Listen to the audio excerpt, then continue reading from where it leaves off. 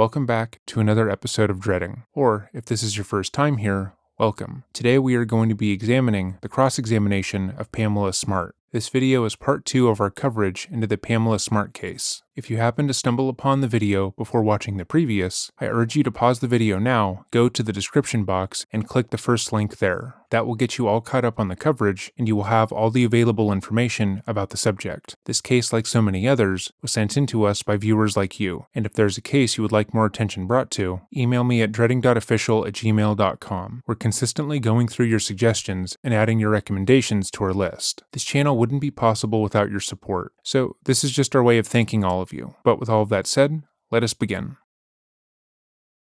For those of you who have opted to not watch the previous coverage, or who simply need a reminder, Pamela Smart was a Florida-born woman who loved metal and dreamed of being a broadcaster. When in college in the late 80s, she would become a radio DJ, with her moniker being the Maiden of Pain. During that time, she met and married Greg Smart, a young man who also had an affinity for metal music. However, less than a year into the marriage, Pamela would become dissatisfied with her relationship, as Greg had toned down his more metal appearance in order to help provide for his new life with her. Specifically, he had cut his long curly hair and gotten a job as an insurance salesman, which Pamela thought was somewhat disgusting. She would also allege that Greg had cheated on her during the first months of their marriage, although family and friends said this was untrue and completely out of Greg's character. Pamela would claim to be devastated by this betrayal and stated that she was so negatively affected that she would begin having an affair of her own with one of her 16-year-old students. Pamela had taken a job as the media coordinator at Winnicott High School in Hampton, New Hampshire,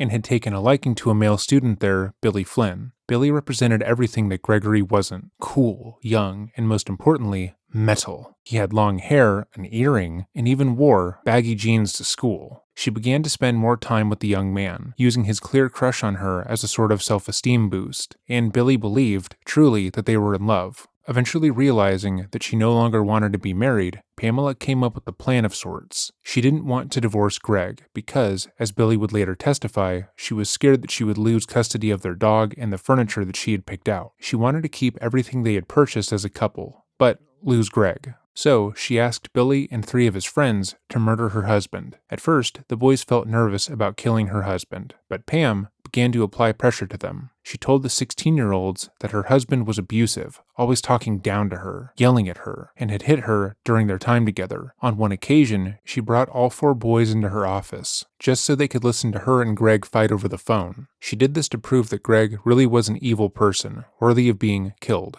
Eventually, all 4 boys agreed to take out Greg, and 6 days before their first wedding anniversary, Pamela would become a widow. On May 1st, 1990, Pamela left work after her husband and made sure to leave the front door of the residence unlocked. That way the boys could break in after school, ransack the home, and then lie in wait for Greg to return. They would then instruct him to give them all of the money he had in his wallet, as well as his wedding ring, before shooting the 24-year-old in the head. Pamela would be at work until 10 p.m. that night, as she had a school board meeting to attend, which she believed would immediately eliminate her as a suspect. But the group of 16-year-olds, unsurprisingly, were not able to kill their teacher's husband without a hitch. The boys were nervous about the hit and struggled to make the crime scene look believable. They left high-value items throughout the house and only managed to make the scene look staged. When they tried to intimidate Greg into removing his wedding ring and giving them his wallet, the young man fought back, saying he would rather die than give up the ring, and pleaded only for the life of his dog. The boys would end up shooting him in the back of the head before covering his face with a blue towel as a sign of remorse. Eventually, the police were able to piece together the plan, and the boys would be taken into custody for murder. Pamela would be brought in a few weeks later, and when the boys learned that they would be tried as adults for the crime, they turned on Pam, telling the police about the affair that she had with Billy, and how she had promised to pay them each $500 for their part in the crime. Their story aligned with the evidence, and they were able to provide physical proof of their claims. Meanwhile, after Pamela was arrested, she alleged that the only thing she had done wrong in the lead up to the murder was sleep with the 16-year-old. She said that the young man had manipulated her vulnerability after being cheated on by her husband, and had exploited that in order to have sex with her. She went further to state that in the weeks leading up to the murder, she broke up with the child she was sexually abusing, and told Greg about the affair in order to repair the relationship, but Billy had taken the news poorly and killed her husband in a jealous rage. But unlike the boys, she provided no evidence to validate any of these claims. Again, for a more in-depth rundown of the case, please refer to our previous video. We covered her direct examination at the end of the video, and how she unenthusiastically tried to claim innocence during the trial. But now that that's out of the way, we will watch the prosecution's rebuttal to Pamela's statements, and determine if Pamela had created enough reasonable doubt to get away with murder. You know what happened to your husband in the summer of 1990 was not all you cared about, was it? It was my main concern.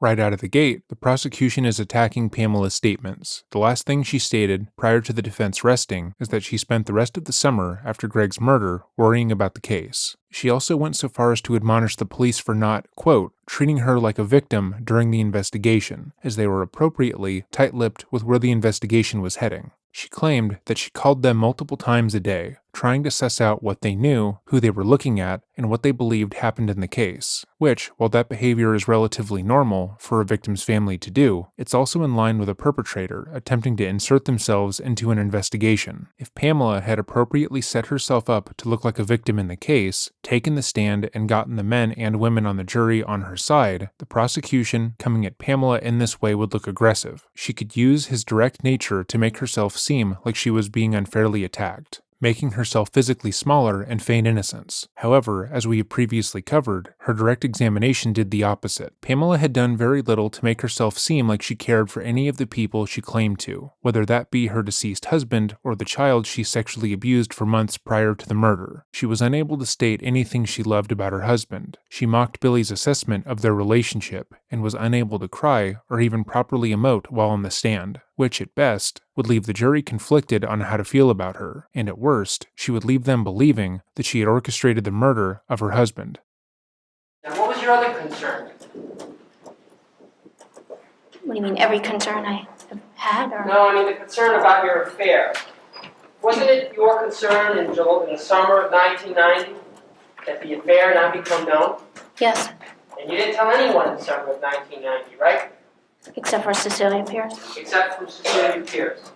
This addition only works to make Pamela look bad, but she seems to be entirely unaware of that. Again, they are discussing her sexual abuse of Billy Flynn, which, she has repeated, was a consensual affair, which also cannot be true as Billy was not old enough to consent. Moreover, she states that the only person outside of Billy and his friends who knew was Cecilia Pierce, the other child that she was emotionally manipulating during that time. Prior to the trial, Pamela would state that Cecilia was a smart, well-meaning girl who she got along with, who she wanted to help uplift, as she had a difficult home life. However, since Cecilia worked with the police, Pamela would almost neg the girl, stating in interviews that she only talked to the police because, and I'm not kidding, Cecilia probably had a crush on Billy and was jealous of her, which is a ridiculous and cruel thing to say as an adult. Pamela saw Cecilia was vulnerable. She saw that this young woman could be exploited because she was the only adult in her life that she trusted, and she exploited that trust. When Cecilia walked in on Pamela having sex with Billy, she immediately manipulated the teenager into keeping the affair secret, reminding her of everything that she had done for her, and it worked. Cecilia didn't want anything bad to happen to Pam, because she was her friend, and let her stay over at her home, and she had helped her in so many other ways.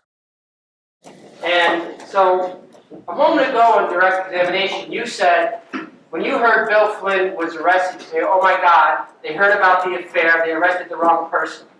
Of course, you went right to the police to straighten that out, didn't you? No, because I thought if the police knew that I had an affair with Bill, then they would automatically conclude that I was involved in the murder.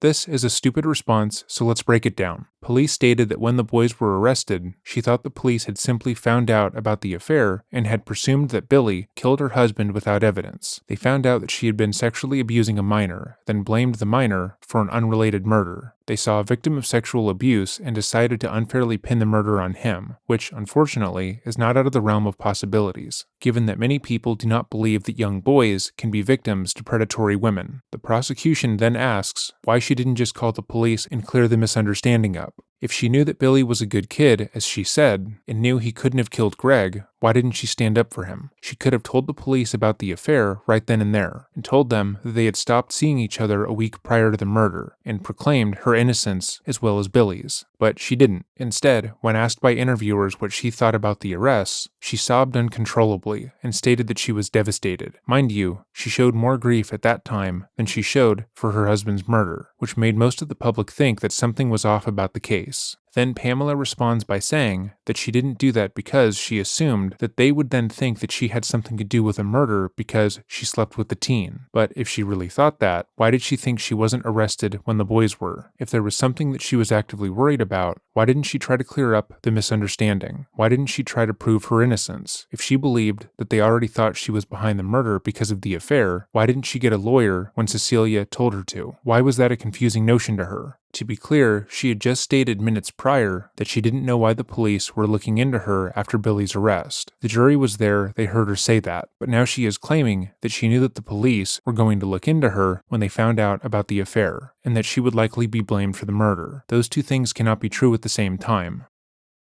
Rather than get what you thought was the wrong person off and get him out of trouble and go and tell the police about the affair, you thought it was more important to keep quiet and keep the affair quiet. Is that right? Yes. So this was a conscious decision on your part not to tell the police about the affair.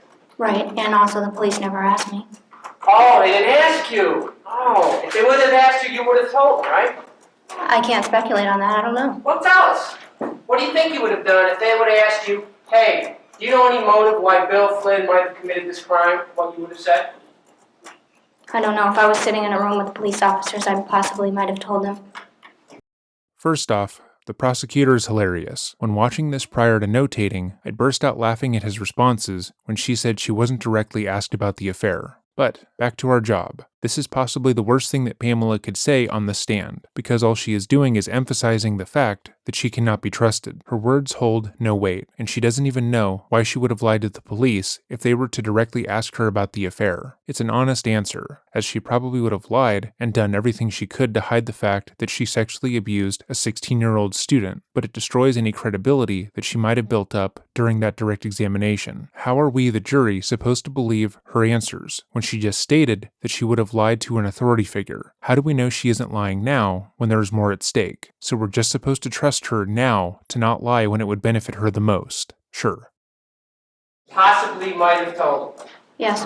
Okay, so you think if the police would have asked you whether or not Bill Flynn had a motive to commit this crime, you possibly would have told them? Yes. That's not true, is it, Mrs. Mark? That's what I just said. It's the truth. Okay. Do you remember talking to the police on June 20th, 1990? Yes. Okay. Do you remember talking to the police at that time about motive for Bill Flynn to commit this crime? Possibly. I don't know. So Pamela didn't remember that she had actually been asked about the exact same thing she claimed she was never asked. Wow. She could not be doing a worse job. Mind you, when we have discussed men and women taking the stand in their own defense, there's been somewhat of a pattern. They are all people who believe that they are the smartest person in the room, and that they can outmaneuver the police to create the perfect crime. But they also put a lot of time and planning into the murders. They are rarely, if ever, crimes of passion. Pamela believed that if she were to manipulate Billy through sex, she could get him to do anything for her, and even if the crime were found out, he would go down for it and not her. But at nearly every hurdle, they stumbled. The miners tried to make it look like hitmen had made clear and obvious mistakes. She made herself look guilty through her media interviews and her inability to feign emotion, and now she has shown she can't even remember things that she said mere months ago. All of these people clearly believe that they are smarter than they are, and it's almost funny to watch them try to make excuses for their own genius plans failing. You didn't tell them about the affair at that time, did you? No, they didn't specifically say, did you have an affair with Bill Flynn either? Oh, no. I mean, they didn't hit the nail on the head, they didn't ring the bell, so you didn't confirm it, right? No. Is that what you're telling this jury? Yes, I'm telling this jury the truth that I had reasons that I didn't want them They to know about an confirmed affair. it. Okay, so we just got a clear picture. Pamela originally stated the police never asked her about if Billy had any motive to kill her husband. and that's why she didn't tell them about the affair. And then when pressed on that fact, she admitted that she could not definitively say if they did ask her if she would tell the truth, which is bad. Then the prosecutor brings up how the police did ask her, and she didn't tell them about the affair, which just confirms that what she just said was somewhat accurate, that being that she would lie to the police, which is obviously bad, but it also confirms that she would lie on the stand, because she just inserted that she was never asked. Now when that is brought up, she tries to cover herself by saying that the police never asked her directly if she was having an affair with a minor. That's so pedantic it's actually laughable, and it also makes her look like a jackass. To properly emphasize how stupid it is, let me run through a scenario. Let's say you told your niece that she can't have any cookies from the cookie jar. Later that day, you see all the cookies are gone. You ask your niece if she had a cookie, and she says no. You then see her face is covered in melted chocolate chips, and determined she did eat some cookies. You ask her why she lied about the cookies, and she says you only asked if she ate a cookie, not all the cookies. So it's your fucking fault for not asking her the goddamn question so specifically, even though the fault is still on her for lying. And now we see how stupid that is. If you do, you are officially smarter than Pamela, because she thought that was a great answer, and would properly display to the jury what a good, trustworthy person she is. She truly cannot be doing a worse job. I'm sorry, Your Honor. I'm not denying the fact that I didn't want the police to know about the affair. I really didn't want anybody to know if they didn't have to. But it was a conscious decision, right? Yes, it was. Now, were you asked this question by the police, and did you give this answer? June 20th, remember talking to them? Yes. This is after Bill Flynn's been arrested? Yes. Okay, question. Danny Pelletier, remember him? Yep. That's one of the things we need, though. Why you? Why your house? You know, we want to certify these kids, and we have a crime, we have all these kids, we have the motive. I mean, this is the motive of burglary? Is that what was he at your house looking around? This is your response. I can't answer that. I really can't. I don't know. I'd like to think not. I'd like to wonder if he was, why the hell would he wait all the way from February to May? I mean, that's a long time, you know? I would think it would have been, in fact, okay. So say I've already gone through, I'm sure you can imagine, I've gone through all these questions in my mind 5 million times. Exactly. And you did not tell them about the affair. No, I did not. Because they didn't ask? For 2 reasons that I just said. 1, they didn't ask, and 2, because I really didn't want anyone to know. Now, Pamela is trying to put the onus of responsibility on anyone except for her, even when that's nonsense. She already admitted she would have lied to the police, and the prosecutor just showed that she did lie to the police when she was asked. But now she is trying to navigate away from that by saying sure, she didn't want to tell the police about the affair directly, but maybe if they did ask her in no uncertain terms, she would have been honest. But that's clearly not the case. If you're saying that you didn't tell them because they didn't ask, but then also because you didn't want them to know, then even mentioning that they did ask is redundant. You already said that you would lie if given the chance, so why continue to bring that up? This line of questioning wouldn't even be happening had she simply admitted to being ashamed of the affair. Had she said she didn't want people to find out because what she did was shameful and she felt responsible for Greg's murder because of her actions, the jury could maybe empathize with her a bit more. Sure, most people aren't going around trying to state they had a romantic relationship with a minor that they were sexually abusing, but people experience shame all the time, and that shame can lead to them saying and doing some outlandish things. But instead, she shirks any and all responsibility. It wasn't her, it was the police. It wasn't her, it was a teenage boy that she was sexually abusing, and so on.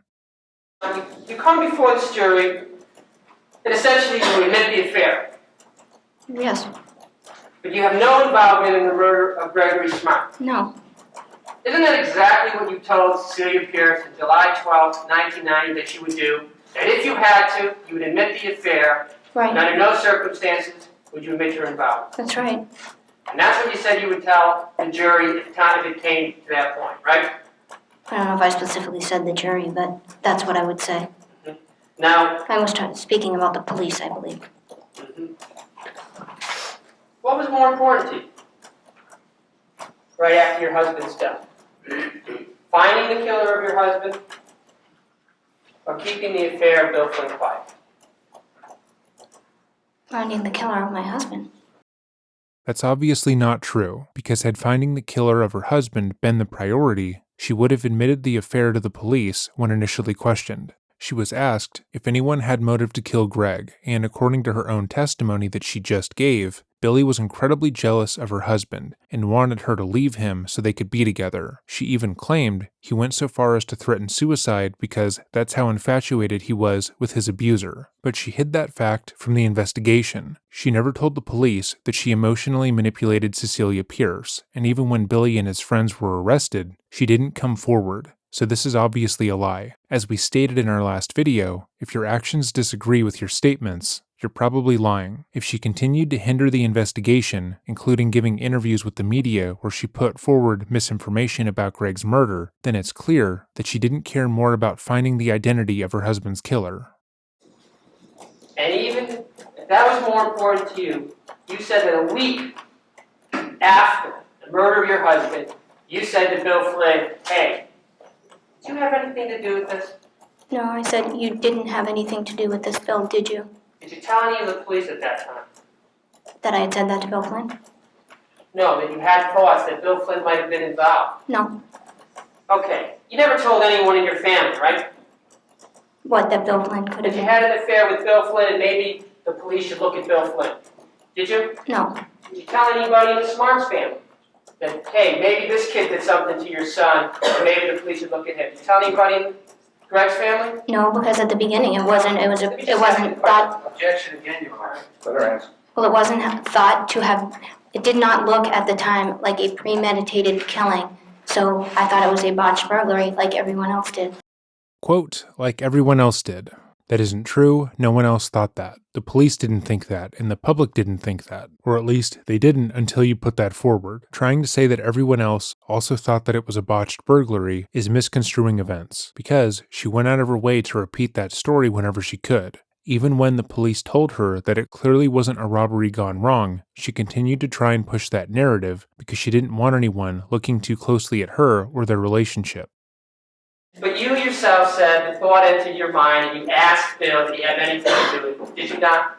Yes, So you consciously thought about it for a minute and maybe Bill had something to do with it. when he started asking me all kinds of questions about what the police were looking for. And did you go to the police and say, hey, you know, this might be crazy. This might be way out there. I'm not really sure. But you should look at this Bill Flynn guy because of our affair. No, when he told me he wasn't involved, I believed him, because that's what I wanted to hear. Now,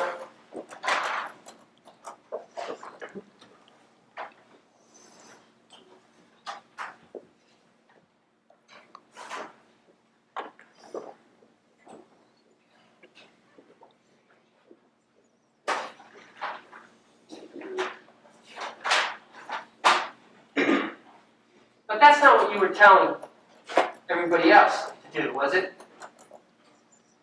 Who? Are you speaking of a I specific mean, person? weren't you asking anyone to come forward with any information, however insignificant it was? Please come forward and tell us what you had and let the police then decide whether or not it was relevant. Yes.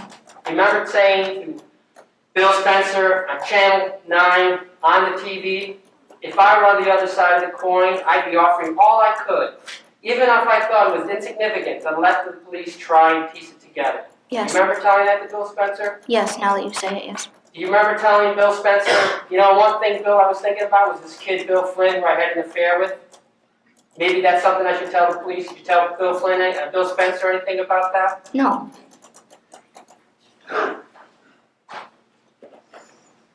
You remember telling Bill Spencer in the same interview, there will never be an answer. There's so many questions, so many loose ends. I feel like in my heart I can't ask myself any more questions about this. What I think must have happened, what my friends think must have happened, what families think must have happened. We tried to decide for ourselves. We've made all kinds of theories. Not any of them makes any sense. It's just a senseless thing. Yes, and I still believe it is a senseless thing, and I still don't have any answers. What the fuck is she even talking about? What do you mean you still don't have any answers? Everyone involved with the murders has admitted to what they've done except for you. Each one of the boys she convinced to kill her husband has sat in front of her during this entire trial and stated why they killed Greg. She knows why they did it, even if she still wants to assert that they are lying about her giving them the orders to do it. Even if they didn't, she knows why they did it because direct, concrete evidence was found in the case. The gun was matched to the crime. Cecilia spoke about the planning and so on, trying to say that this whole event is a big mystery to her is so outlandish, especially given the days of testimony she just sat through. Do you remember telling anybody in your family, look, let's talk about every possible theory could have happened here was, hey, a week before Greg Smart was killed, I broke up with the kid, and maybe he did this murder. Did you mention to anybody in your family when you're talking about theories? No. Did you mention to any of your friends, Tracy, Brian, Sonia, about the affair with Bill Flynn? At that time, no. And how about anybody in the Smarts family? I mean, they were dying for answers too, weren't they? Right, but I didn't think Bill Flynn was the answer. Well, you thought it enough to ask Bill Flynn, didn't you? Yeah, but I also thought every possible conceived theory that could even be imagined. That was not my only idea. And that's the one you decided you wouldn't tell the police. I didn't tell the police all my other theories either. The police didn't care about my theories. Again, it's the police's fault for not taking her other theories seriously. She keeps harping on that, whether it's the police not treating her enough like a victim, or the police not giving her all the answers she wanted, or now the police not caring about her theories. That's because her theories didn't match the evidence, and they told her that. Whenever she gave the police information, it was never aligned with what they already knew to be true, so of course they didn't care. If you present the police with false or irrelevant information, even if you are a victim's family member, they aren't going to prioritize it because they already know it's not true. You never called up the police and said, I think I should tell you something. Not only before Bill Flynn was arrested, but even after Bill Flynn was arrested, right? No. Okay. I mean, you testified earlier this morning that on May 1st, Bill Flynn calls you up, asks to use your car, right? This is after you broke up with him. Right. So on the day that he asked to use your car, it's the day your husband's murdered, right? Right. Okay. And the day that he asked to use your car, the day that your husband's murdered, he's with J.R.P. Randall, right? Right. Okay. And you testified that you drove him down the Haverhill, and later on that night your husband's murdered, right? Then you learn 6 weeks later, however long it is, that J.R.'s arrested, Pete's arrested, Bill Flynn's arrested, all for committing the murder of your husband on May 1st, 1990, right? Yes. And at that time, you also know Bill Flynn has a motive. I broke up with Bill Flynn just a few days before, right? Yes, but I did not think that was a motive to murder another human being. What is she talking about? That's one of the most obvious motives for murder. Everyone knows that, but she delivers that notion with the same deadpan monotone that she's had the entire time that the absurdity of that statement goes unexamined. So you consciously again decided you wouldn't tell that piece of information to the police, even though all three of them together on that day, all three of them arrested for the murder, and even though he has a motive. I did not want anybody to know that I had an affair with Bill, if that's what you're asking. The question was, even though you knew all those things, you consciously decided not to tell it to the police. Yes or no? Yes. And you never told the police up to August 1st that you drove Bill Flynn, Pete Randall, JR down to Haverhill for them to pick up a car on May 1st. Is that right? Right. I mean, didn't you think that the police might want to know that? I mean, didn't you think the police are trying to put this together, how they got there, how they could have driven from wherever they were to Derry, what were they all doing together? I mean, didn't it enter your mind that maybe you should just pass that information along to the police, that they had done this? Did it enter my mind? Yes. It did enter your mind, yes, right? It did. And you didn't tell them. Right, because I didn't want to talk about Bill Flynn to the police.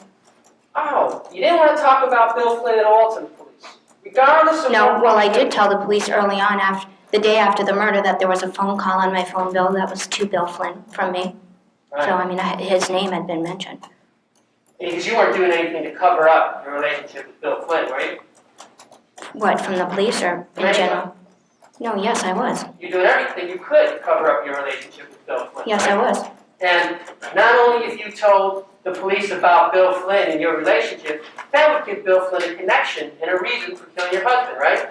Right. And it would also give you a connection to the murder of your husband and to Bill Flynn. if you told them about the affair, right? Yes. And that's the real reason you didn't want to talk to the police about Bill Flynn and the affair with you.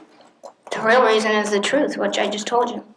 What the prosecutor did here is skillful. So let's talk about it. Pamela went from saying she didn't tell the police about her affair with the child she sexually abused because she wanted to keep it a secret and that she knew Bill wasn't behind the murder. Then she shifted her statement to say that she didn't tell the police because they never directly asked her in the exact words she would have responded to. Then she said she didn't tell them because it was entirely unrelated and now admits that she did think about telling the police about Bill, but didn't tell them because she didn't want to be connected to the murders. She, within just a few minutes, has changed her reasoning multiple times, even though most of what she says conflicts with the things she stated previously, but she doesn't seem to realize this. She also admits that she didn't want to tell the police about the affair with the teenager that she was abusing because it would give her motivation to kill her husband, which, just minutes earlier, she stated wasn't enough of a motive for murder. So which is it? Is having an affair motive or not? Pamela doesn't even know, because she has no idea what angle she wants to put forward. The jury will determine what's the truth, won't they? They certainly will, I Are you hope. afraid that they're going to decide that for themselves? I think the jury's going to believe what the truth is. Okay. I believe in the jury system. And you're real big on telling the truth, aren't you? What do you mean, I'm real big? I mean, in the summer of 1990, you were telling everybody about your affair with Bill Flynn, weren't you? No. Objection, Your Honor. She's answered that question about 15 times. Pamela has done such a poor job endearing herself to the jury that moments like this, where the prosecution is, pardon the expression, being bitchy, comes across as funny more than anything. Again, during her direct examination, if she came across as remorseful or at all affected by her husband's murder, him repeating himself in this way would be incredibly inappropriate. The jury would feel bad for her and feel negatively towards the state for putting this poor woman in this position. But the opposite is true. Yes, answer. Well, I mean, so you determine sometimes when you're going to tell the truth and when you're not going to tell the truth, right? I think everyone does. Okay. And back on June 20th, again, they're talking about a certification hearing, right? Yes, and I believe there's a quote in there for me that says, I hope they get certified and tried as adults. Yeah, but I didn't ask you that question yet, did I? No? Okay. Is there anything else you want to tell the jury and volunteer? And then I'll go on to my cross. Go right ahead. No.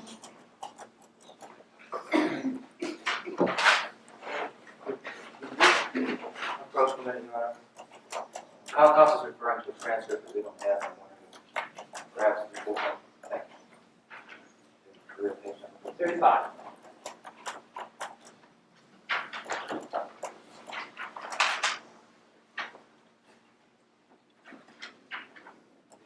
Transcript that's been given as page 1 and the next page is page 10. It's just out of here. When we get between page 1 and page 9, I guess we'll worry about it, but as long as we're at page 35, I don't think it's a matter of concern at the moment. May I continue, Your Honor? May? You remember talking to Daniel Pelletier, June 20th, the boys have already been arrested, right? Yes. And as you're talking to Daniel Pelletier at that time, talking about the certification hearings, right? Yes. And you remember saying this to Daniel Pelletier, bottom of page 35. As far as I'm concerned, I'm just going to tell the truth, no matter what, okay? Yeah. And the truth is that I don't think these kids did this. That is really my truth. That is my honest, my God's honest truth. And I think that they might have been involved in some way, I don't know what, because it's just so, the circumstances are just a little too scary for me. Now, your honest God's truth on June 20th, 1990, did not include the affair with Bill Flynn, did it? No, and my honest to God truth was that they couldn't have done this at that point. Okay, so I had no information. So your truth varies on the circumstances, is that it? Right, I had called the police and asked them for information like, did they have evidence against these kids? Did they confess? Did they have a gun? And as far as I knew, all I knew was that they were arrested. So that does, just because you're arrested doesn't mean you committed a crime. So And they also asked you, did they have a motive? right, And you didn't tell them about the affair. no, all three of them didn't have a motive. Well, I don't understand the question. I mean, The question is, you just said they didn't have a gun, you didn't know anything about a gun, you didn't know anything about anything else. But when they talked about a motive, your honest to God's truth didn't include providing the motive to the police at that time. Is that right? And I simply said that I do not think that having an affair is a motive to murder someone. And now she is back to saying that having an affair is no longer a motive to murder someone. Literally less than 5 minutes ago in the testimony, she said different and admitted that she didn't tell the police because she didn't want them to think that she had motive. She cannot keep her story straight. She says something then immediately forgets what she said because she is constantly trying to excuse herself to the prosecutor. If he says something and it sounds reasonable, she will agree with it, even if it goes against what she said minutes prior. But you decided that instead of letting the police. Right. Now, I mean, this is a conscious decision that goes back to the very first night of the murder, right? Danny Pelletier comes to see you, and you say to Danny Pelletier, I'll help in any way I can, right? Right. And shortly after the murder, you start telling Bill Spencer on the TV what a happy marriage you have and how everything was perfect between you and Greg. I did have a happy marriage. Right, but you didn't tell him about the problems and the affairs. I don't think it was Bill Spencer's business if I was having an affair. Nor was it the police businesses in your mind, right? Not right then. Okay, you didn't tell the police on May 3rd, 1990, when they came back to you. And that's when, May 3rd, 1990, when they came back to you to get latent print elimination from people at your house. Who might have been in there? Right. You didn't tell them about Bill Flynn on that day, right? Nope. You didn't tell them 2 days later, on May 5th, 1990, when Bill Flynn came back to you, when Detective Pelletier came back to you, was asking you about background information on yourself and on your husband. Bill Flynn wasn't mentioned at that time either, right? No. Again, let's just so we're clear, that's not a mistake, that was a conscious decision. Right, because I figured they would ask me what Bill Flynn was doing at the house, then the affair would come out, which I was trying to hide. You're trying to hide that over letting the possible murder of your husband come out, right? I didn't think Bill Flynn had anything to do with it at the time. So now all of a sudden you do. Right this second? Well, He's pleaded guilty to the crime. Is that the first time you thought you had anything to do with this? No. Now, you also met with Detective Pelletier on May 9th, 1990. Right. Told him about Cecilia Pierce. Asked any other friends that you had that Greg didn't mention Bill Flynn. Right. May 22nd, again met with Detective Pelletier. 3 weeks after the murder. Police telling you leaves were drying up. Again, don't mention Bill Flynn, right? I never mentioned Bill Flynn. And that's true. Except for the phone call that I told you about.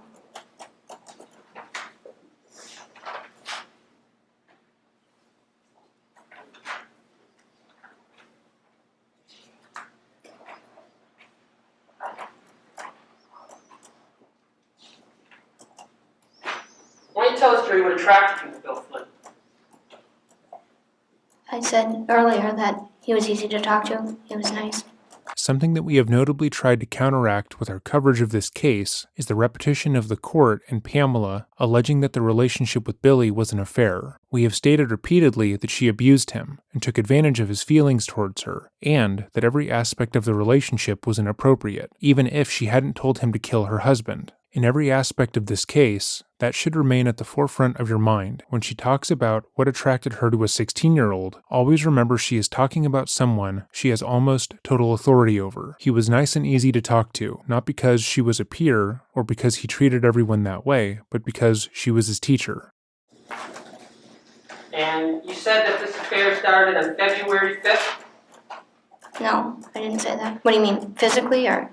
When was the first time you told him about your affair? Well, I said on February 5th, I told him that I had feelings for him, but I wouldn't say that, there was no contact or anything like that on February 5th. When was the first contact? I believe I stated it was February 27th. February 27th at his house? Right. You knew something was going on between you and him, right? There were feelings, yes. I mean, he kissed you said. Well, a kiss is kind of a thing that... Mutual thing? Yeah. Okay, so it wasn't anything you were trying to avoid, right? No. And after February, tell us, where did this happen? The kiss? Yeah. In his bedroom. And who else was present? In the room or in the house? Either or. He and I were in the bedroom, and Mrs. Flynn and his brothers, I think, were in the house in the other rooms. And how did you have privacy? He had the door shut. He always had the door shut in his room. Locked? I don't know, probably. Did you think that was a little inappropriate for you to be in a room with a 15-year-old boy? No, I was always in there because that's where we worked on the video when we were over there. And from there, where did it go? Where did what go to? The affair. That day? Or After that day. my house? When was that? March 24th. Was that the first time you had sexual intercourse with him? Yes. How many times between then and April 20, when did you say you broke up? Well, we broke up a number of times in between them. That And time. when was the last time you broke up? Either the Wednesday or the Thursday before the murder. Okay. March 24th and the Tuesday before the murder, he was also at your house, right? So when you had the dinner, he did the dishes, threw out the trash? The Tuesday, yes, he was. Okay, so you had sex that night too? Yes. Between those 2 days, right, we're talking about maybe a little less than a month period, Right. how many times did you have sex? I don't know, 2 or 3. Well, you said 2 times you were at his house on direct examination. You said numerous times. 2 times I was at his house, not having sex at his house. Right, so where did these 2 or 3 times occur? At his house. Why the fuck did you correct the prosecution if you did in fact have sex at his house? That is so patently ridiculous that I feel a bit lost. Like, am I the crazy one? Am I stupid for thinking that it's stupid to correct the prosecution only to admit, literally seconds later, that he's right? I don't know anymore. The only time you ever had sex was twice at your house and twice at his house? Not twice at his house, once at his house. Where was the other places? That's all I remember. I'm sorry? That's all I remember. So you remember twice at your house and once at his house. Nowhere else in between. Not that I remember. Okay, so tell us about the times you tried to break up with Bill Flynn. When was the first time after March 24th? I don't know the exact date. Probably at the end of March sometime. All right, so the end of March you tried to break off with him. And what'd you tell him? That I didn't want to have an affair. And what did he say? That he wanted to. And that was it? So you continued? No. He said that he wanted to be with me. And I said I couldn't have 2 relationships at once. Okay, but you did continue to have 2 relationships at once, right? A few days later, yes. 3 days later? A few days later, 2 days later, boom, everything's back again, right? I guess. I don't know exact dates. So then the relationship started up again, so now we're towards the beginning of April, let's say? Yes. All right, so what was the next time what got the relationship back together again? Our feelings, I guess. Okay, so then what was the next time after that? Then you tried to break it off? There was some time in April. I can't remember when. I believe it was beginning to middle of April. How much time later? How much time later, what? Was it that you tried to break it off after the first attempt? I don't know, probably like 10 days. So now it's the beginning of April, we're talking April 10th, April 12th. This is the second time you tried to break it off. How long does that last? Couple days. I mean, the only person who knew about your affair was who? Myself, Bill, and Cecilia. Now, during this time, you must have been telling Cecilia Pierce what a problem Bill Flynn was, that you're trying to get out of this relationship, he just won't let you go. No, he wasn't a problem. Well, you certainly wanted to end the relationship, didn't you? Yes. Okay, and you were having trouble ending the relationship. Right, but it was personal. It was between Bill and I, not her. Okay. But Cecilia knew about the relationship. In fact, Cecilia was at your house at least one time that you had sex with Bill. Right. Okay. I'm talking. Did you ever tell Cecilia Pierce that, I'm trying to break it off with Bill, but I can't? No, I don't think so. Did you ever talk to Cecilia Pierce and say, hey, Cecilia, you knew about that affair with Bill. Do you think maybe he did this? When? Before he was arrested? Anytime. No, I did not think in my heart that Bill Flynn did this. And that's all you had to do for you, right? I didn't want to hear it, yeah. So let's go back to the last time you tried to break it off with Bill Flynn. The end of April? Okay, but before that, he was at your house again, right? Right, I mean, Greg goes away for a whole week right, during a school night. right. How does he get to your house? I drove him. I mean, what were you thinking? Were you saying, well, I'm going to end this affair in a couple days, but I'll do it one more No, I time? wasn't thinking that I was going to end it at the time. Okay, so Tuesday night is a perfectly nice evening between you and Bill Flynn, right? Yes, Okay, and then you end it when? Wednesday or Thursday. What happens on Wednesday and Thursday all of a sudden that you're going to end this affair? I thought about what I was doing. And all of a sudden the lights go off and you say that it's... I didn't think it was fair to either one of them. And is this when you have the ride in the car? And he cries? Yeah. Okay, so Well, he's... he had cried in the car on more than one occasion, but yeah, I guess. And so he's riding in the car with you and he's crying and you tell him the affair's I over. was crying too. Before we go any further, let's pretend what she is saying is accurate. Let's ignore all of the obvious lies she has told to this point and say that right now, in this moment, she is recounting their time together. Imagine being Billy. You're 16. This is your first girlfriend, and you are in love with them.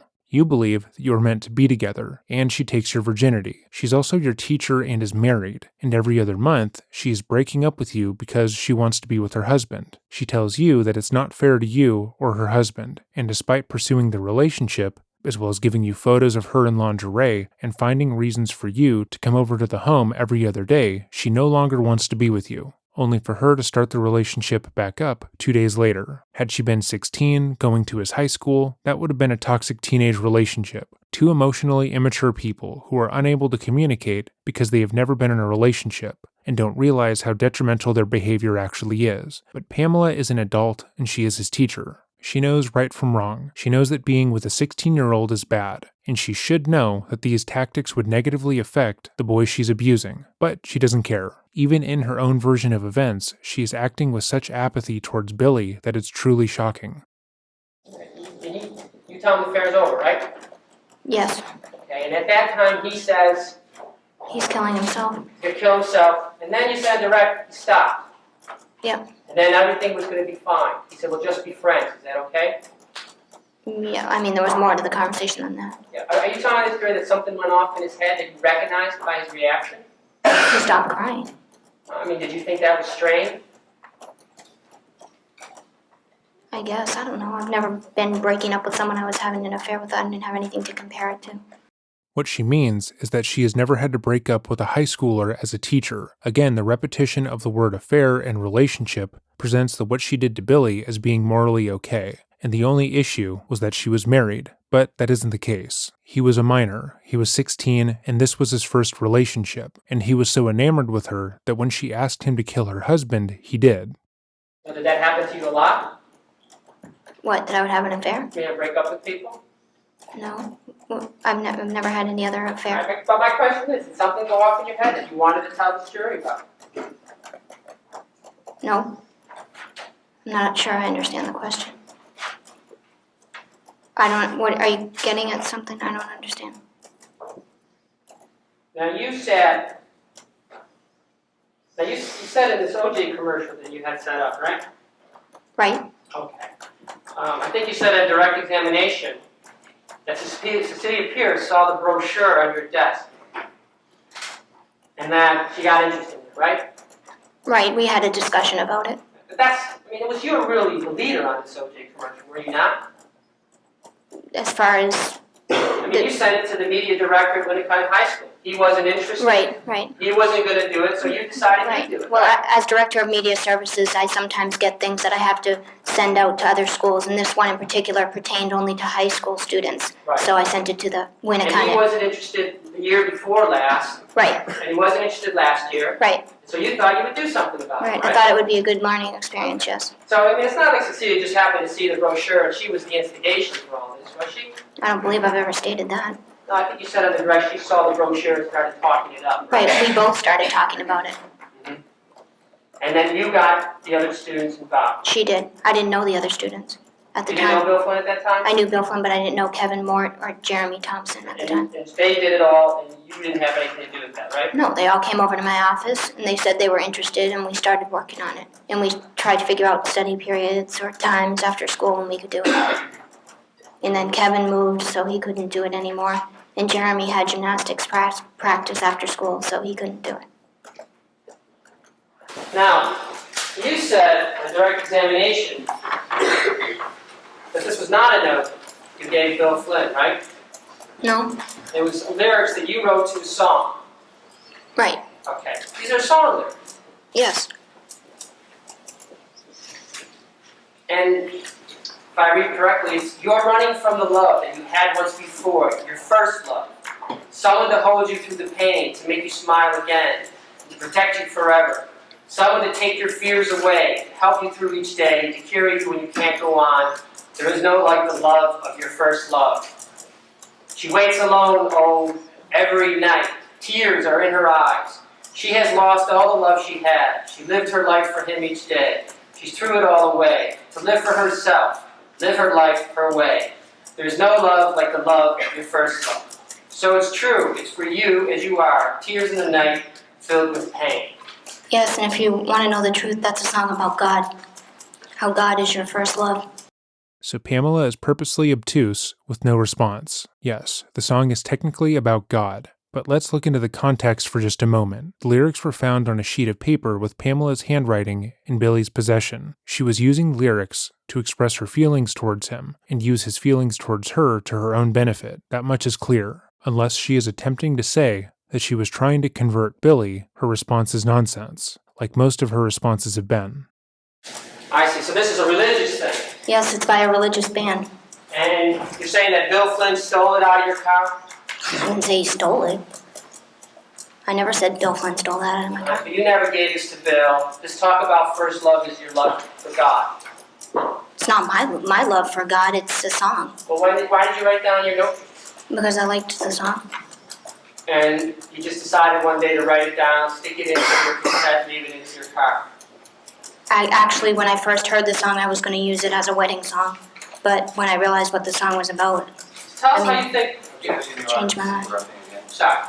Tell us how it got into Bill Flynn's possession. Could she finish the answer you interrupted him first? The first answer would be that I don't even know what the question was. Forget it. I don't know.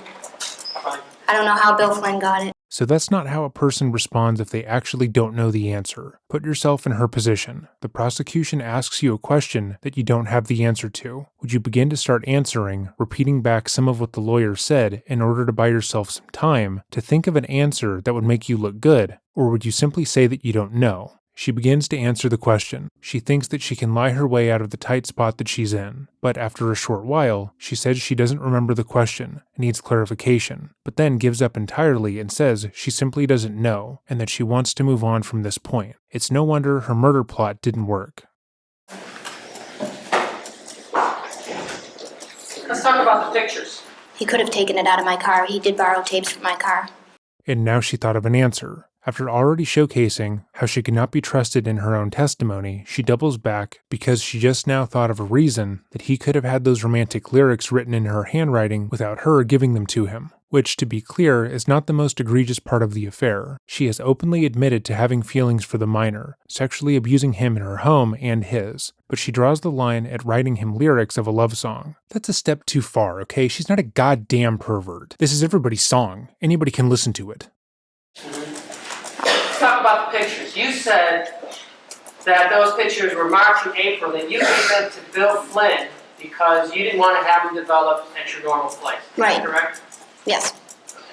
And the reason you didn't want to have them developed at your normal place was because you didn't want to be embarrassed by the school teacher seeing the pictures. Is that correct? He wasn't a school teacher, but just the guy who worked at the photo store. I went there almost on a daily basis to get my film developed, and I just didn't want them all sitting around talking about it. Describe the poses to the jury that you engaged in those photographs. I'm just in a bathing suit, standing around, posing, Standing around?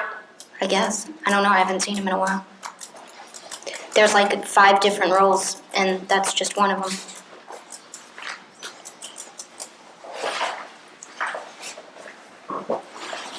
Are they anybody's love book?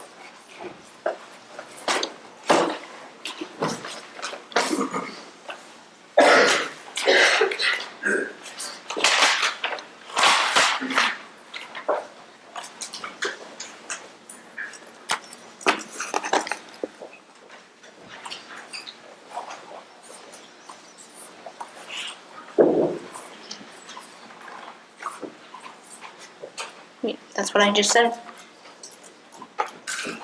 Standing around? How about kneeling on a bed, sometimes posing, agree with me, somewhat provocatively?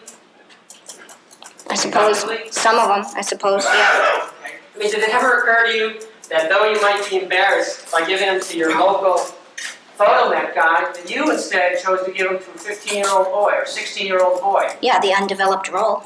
Right. And it never occurred to you that maybe this boy would see the pictures as they were put back in the envelope and given to you? He would have to be working at the photo store in order to see that. Why? Who's going to pick up the photos? He was going to pick them up, but Okay, so I mean, I didn't think he'd open up the package and read them. Now look at you're them. telling this jury today that you. Excuse me. Please. So you didn't think he would open up the package. No, I didn't. So you thought it was okay to give this boy photographs of you in a bathing suit on a bed. Right. And you didn't think it would be any harm if this 15-year-old boy would see these photographs. He was 16 at the time, and not that it makes a difference, and he had developed pictures for Tracy, my friend, before, and he had opened up her pictures. Yes, because he wasn't being sexually exploited and manipulated by Tracy. Also, why are so many adults asking for favors from a child? So you thought it was okay then? For someone to bring a roll of film for me? Yes. With these kind of poses? Yes. And you didn't want them, but you never gave them to Bill Flynn your testimony. Yes. So when Bill Flynn came in here and testified as to how he's got them, that's all wrong, right? Right. And, you sat through this entire trial, right? Right. You've heard Bill Flynn testify, heard everything he said. Right. Heard Pete Randall testify, heard everything he said. Yes. And you heard JR testify, heard everything he said. Yes. Mrs. Flynn, Yes. Karen Knight, Yes. City Pierce, Yes. Sarah Thomas, Yes. all the time. And every time they're up here testifying, you were sitting here taking notes, correct? You are to leave, approach the bench. Right. Have a motion back.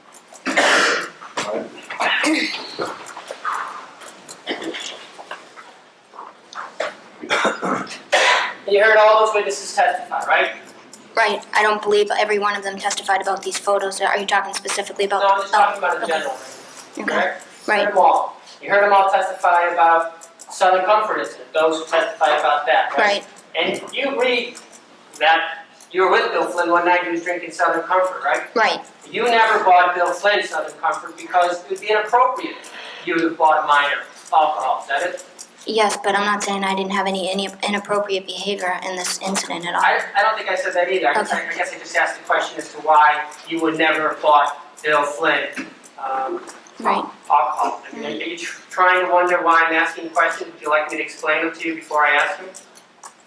No, Okay. but I am wondering Alright, sometimes. so you tell this jury you never had any reason to buy, you never bought Bill Flynn any alcohol. Not that I remember. You never let Bill Flynn drive your car. Yeah. Yes, I let Bill Flynn drive my car, but with me in it. Right, but never when you were not in it. No, he took it, but other people were driving. But that kind of inappropriate behavior that he might engage in never stopped you from starting an affair with him, right? No. I believe that the prosecutor going over and listing every person who has testified in this case is incredibly impactful, because you have to remember that for everything Pamela Smart is saying to be true, every single person he listed has to be lying, and lying so well that they are telling the same story, from their point of view, as if they lived it themselves. That means the details vary, but by so little, the gist of the story is still the same. For Pamela to be innocent, everyone else has to be setting her up for no particular reason. Moreover, him pointing out that she thought buying her 16-year-old victim was a bridge too far, but sexually abusing him wasn't, showcasing her lack of ethics. She didn't want to get him drunk, because there is no way a drunk teenager could benefit her. That was bad, but everything else she did, which was way worse, that's okay in her head. Sorry? I'm not sure I understood that. I mean, your concern about engaging, or Bill Flynn engaging in inappropriate behavior never stopped you from having an affair, right? No. I mean, where do you draw the line? It's improper to buy alcohol, it's improper for him to borrow your car, but it's okay to have sex after 9.5 weeks. I mean, what's your line? I don't know that I've ever thought about having a line. I mean, you showed 9.5 weeks. I mean, was your idea to get the movie, or was it Bill's? I don't remember. I remember somebody got it in the video store. I don't specifically remember me suggesting it. Tell me what 9.5 weeks is about. I don't even really remember. I know it has Kim Basinger and Mickey Rourke. It's about something like she likes him, and then I don't know. It's a boy-girl love story? No, I mean, I'm not saying that. There's sex in it. Lots of sex in it, right? I guess. I don't remember the whole movie. I've seen a lot of movies. Uh-huh. And is this the first time you had sex with Bill Flynn? Yes. And you don't remember the movie? I remember parts of it. And the ice that Bill Flynn got that night, that never happened, right? No, that happened in the movie. Now, when he said it, I remembered it being in the movie. And what about the negligee and the dance? That's something Bill made up, or did that happen? No, part of that is true. Okay, why don't you tell the jury what part of that was true? There was a negligee involved, but there was no dance. So you wore a negligee for Bill Flynn, the 16-year-old boy, that night in March. Yes. But you don't remember what the movie was about, right? I think I've answered that. I don't remember what the whole entire movie was about. And this note you said you didn't write to Bill, that this was some lyrics from some song from some religious band, right? Yes, it is. Well, why don't you tell us about the notes you did write to Bill Flynn? How many you wrote? Probably, I would say 6 or 7. And this is all the time you were in turmoil whether or not to end a relationship with this boy, right? At some points, yes, and some points, no. And you said at direct examination this morning that when you asked the question if some of them were sexually explicit, I think you said apparently, I guess. Right. Well, what do you mean? Were they or were they not?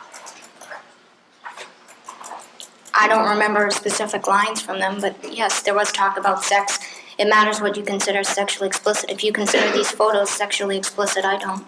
Those photos might not be sexually explicit by today's standards, but they certainly were sexually explicit for a teenage boy in the 90s. And she clearly agreed, which is why she didn't want to get them developed at the pharmacy where she knew the person processing the photos, the same way that watching the sex scene from 9.5 Weeks would be sexually explicit. She wouldn't have put that movie on for a class of students the same age as Bill, which means she knew it was wrong to do. The fact that she continues to justify her behavior here is strange. She has already admitted it was the wrong thing to do. She was in the wrong through and through, and she doesn't stand by her actions. But every time her actions are questioned, she does stand by them and make excuses for herself. It wasn't her fault. The police simply didn't ask her directly if she was having an affair with Billy. It wasn't her fault because Billy wouldn't let her break up with him. It also wasn't her fault because those photos and lyrics weren't meant for him specifically. Okay. Well, you tell me what you mean by sexually explicit, and why don't you then tell us what you put in letters which matches your definition?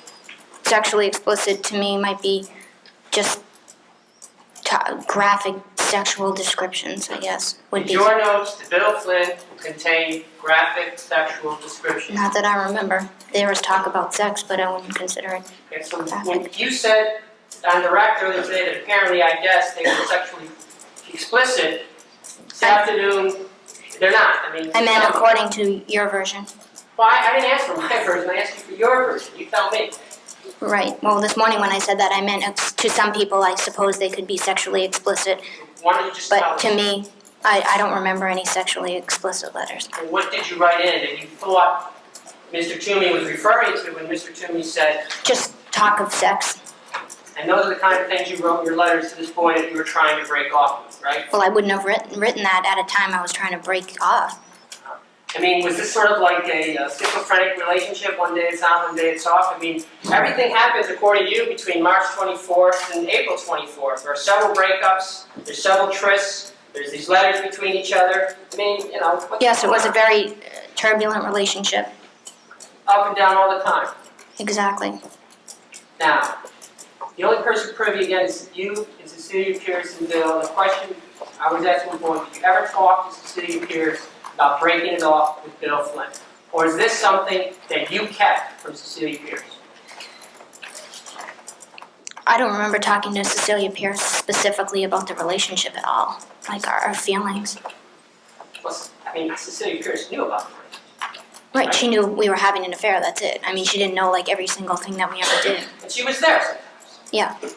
The question is, when you say you don't ever recall specifically talking to Cecilia Pierce about the relationship, I'm asking you, did you ever talk to Cecilia Pierce about trying to break it off with Bill Flynn? I might have.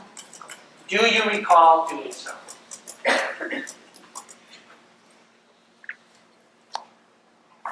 I don't know. I can't answer that. I don't remember. Yeah, I guess the answer is no.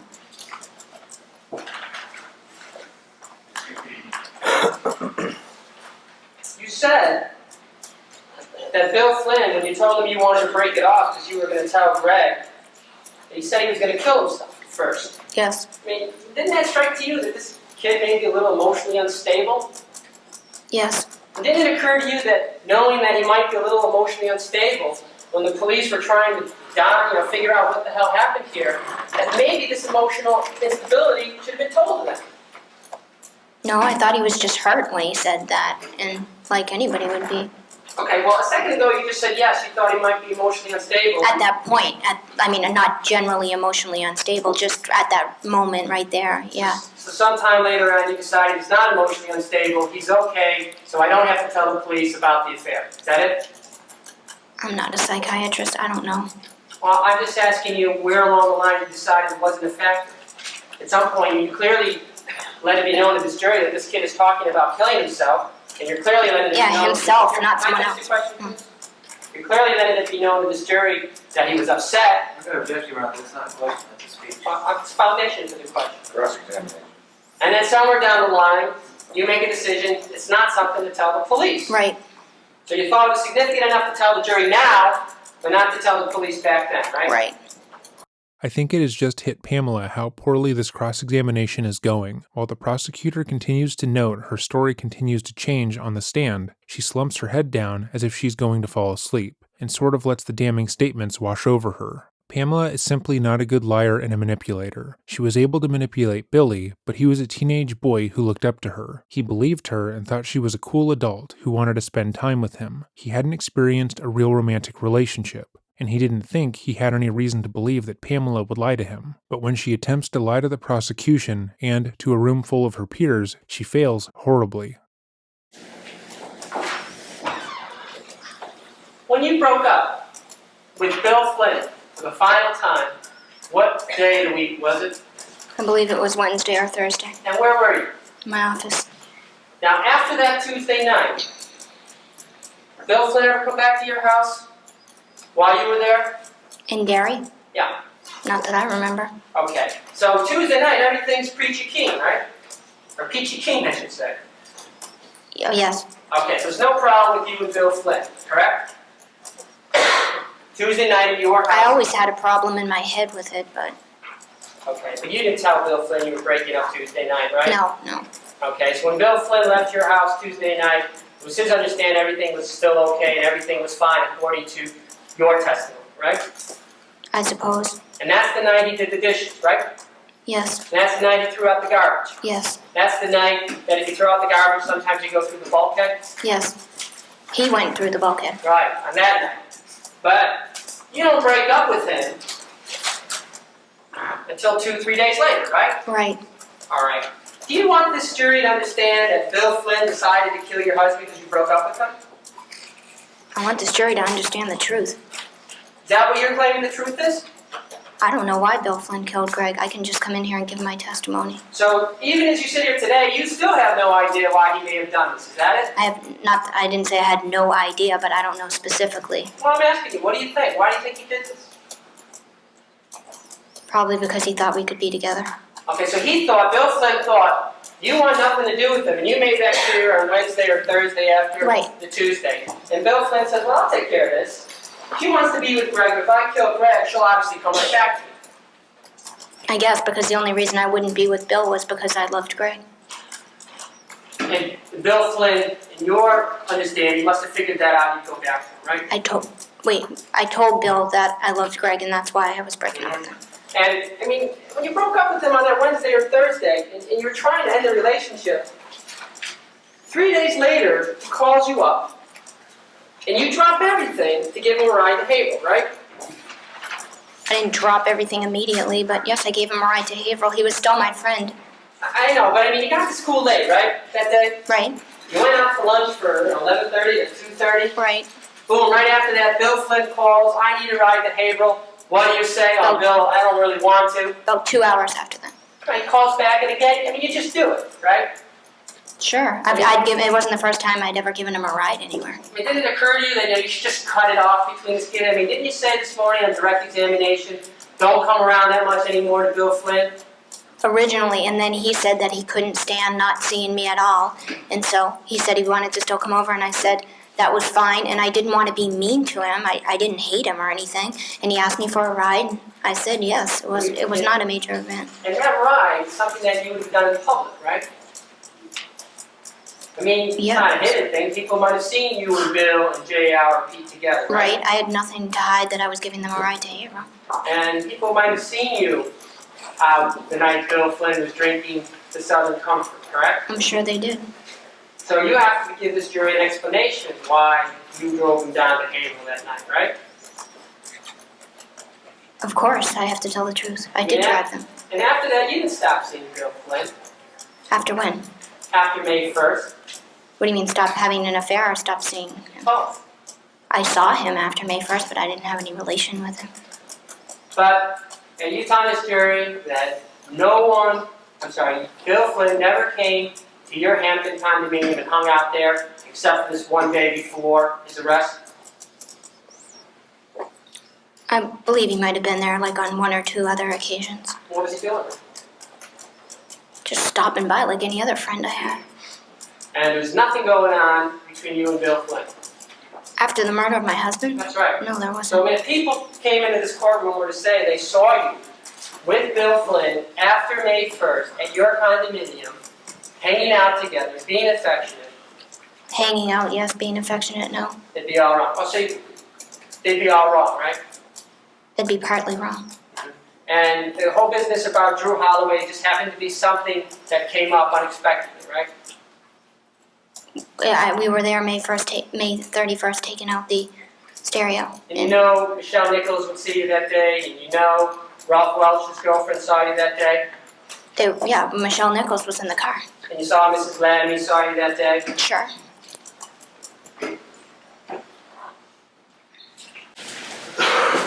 Okay, now,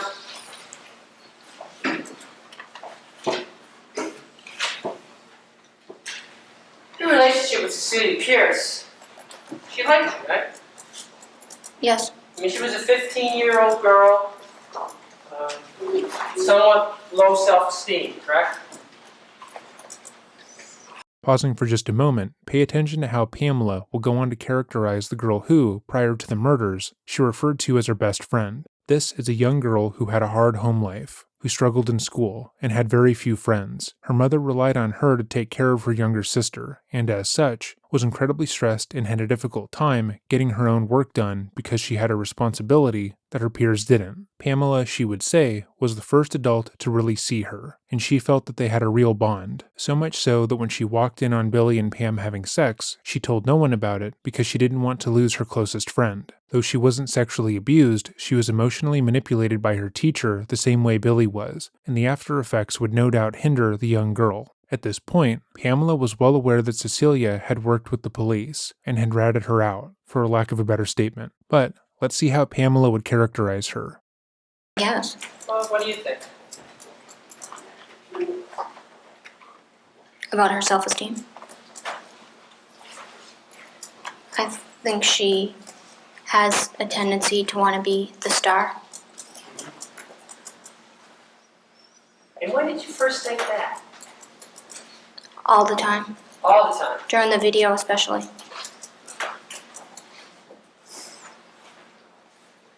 She's basically a good person now. I mean, she was a friend. And she liked hanging out with you, right? Yes. I mean, you were 22, 23 years old, you were a young media director, she was a 15-year-old high school student, you befriended her, right?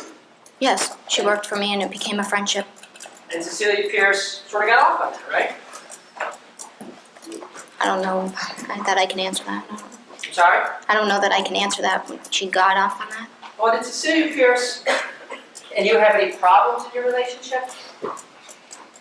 Did she hate you? Did you have big fights or anything like that? We had fights. Okay, and how was your relationship basically? She was it was basically just friends, but when we got in a fight, it was usually because she was jealous of someone else being around me. Let's say that this is true. Once again, nothing that happens around Pamela is ever her fault. Sure, she sexually exploited and manipulated a 16-year-old, but only because he wouldn't let her break up with him. Her best friend is a 15-year-old and they got into fights? That's only because the teenager was jealous and possessive of other people hanging out with her. It's always someone else, and there is never any reflection on if she was perhaps engaging inappropriately with these minors. I don't doubt that Pamela and Cecilia got into fights with each other, because Pamela was manipulating Cecilia throughout their friendship. She was inviting the teenage girl over to her house. She was having sleepovers with her and telling her all about her relationship with Billy, and she was swearing the teenager to secrecy about the literal crime that she was committing. The amount of stress that would put on a teen is immeasurable. But enough about that though. Cecilia was jealous because Pamela was such a cool person that everyone wanted to be her friend. Because she liked you, right? Right. I mean, Cecilia Pierce never did a thing in your entire relationship with her really hurt you, did she? Yeah, she did sometimes. What'd she do? There were occasions when she would tell me things about that she thought I looked fat or something, and that would hurt my feelings. So the kind of things that Cecilia Pierce did to hurt you was to say you looked fat or something like that, right? In fights. Just stupid things, nothing. Stupid things. Yeah, nothing major Right. that I can remember. And you were close. Yes. And you say that Cecilia Pierce kind of wants to be the star or something like that, right? She had some problems with attention. Mm-hmm. Now, you said that you thought that right from the beginning. Right, and also my friend Tracy had noticed that too. So tell us, when did you first realize the thing that that Cecilia Pierce might have some more knowledge about this case? As soon as she started talking to me after the kids were arrested. And when was that? The specific date, I believe the day after they were arrested. If they were arrested on June 10th, it would have been June. So Cecilia Pierce was saying things that made you think, this girl might know something. Right. And you thought that this girl might have been involved in the murder of your husband? I thought she had knowledge. I didn't think that she was specifically there the night of the murder, no. I mean, Cecilia Pierce wasn't good friends with Bill, Flynn, JR, and Pete, was she? No. Well, Bill, yeah, I guess. I mean, she knew Bill through the OJ video, right? In school, yes. And OJ video and hanging out in your office, right? Yes. I mean, that's how Bill Flynn and Cecilia Pierce hung around together, right? Yes, I don't know if they had classes together. When you and Bill Flynn were going out and hanging out together, Cecilia Pierce was sometimes with you, right? Yes. Was that Bill Flynn's idea to bring Cecilia Pierce? Sometimes it was just a result of who we were with. Sometimes Tracy Collins was with us because she was there that day, and we ended up deciding to go out. Yeah. I think my question was that Bill Flynn's idea to have Cecilia Pierce? And you answered, well, I think it's another question. So let's go back to my question. Did Bill Flynn want Cecilia Pierce around when the three of you were together? I don't know, you'd have to ask Bill Flynn. Did Bill Flynn ever say to you, hey, let's bring Cecilia Pierce together with us? I mean, I'm No. a 16-year-old boy. You're the woman I love. I want to be alone with you. Let's bring Cecilia Pierce. No. Okay. So when Cecilia Pierce was there, whose idea was it? I just said, it was either a result of the fact that we were somewhere and continuing to go out afterwards, or it was my idea to pick her up. Or she had asked what we were doing, and if she could go along also. I mean, Cecilia Pierce was sometimes cover up for you, wasn't she? Sometimes what? Cover up. Certainly. Okay? I mean, she was there to hide the relationship between you and Bill. Yes. And covering up this relationship is something you took pretty great steps to do. Yes, it was something that I was consciously doing. I mean, you even testified before in court incorrectly about being with Bill Flynn, didn't you? I'm not sure what you're talking about. Did you ever have a car accident on March 17th, 1990 with Tracy Collins, you, Cecilia, and Bill Flynn was in the car? Yes, I did. And then you went to court a couple days after Bill Flynn's arrest, and you were asked a question by the prosecutor, who were you with? And you, I believe, said some friends. And when you were then answering the question, of all the friends you were with that day, why don't you tell the jury who you left out? I left out Bill Flynn because he was arrested at the time. And that's the only reason.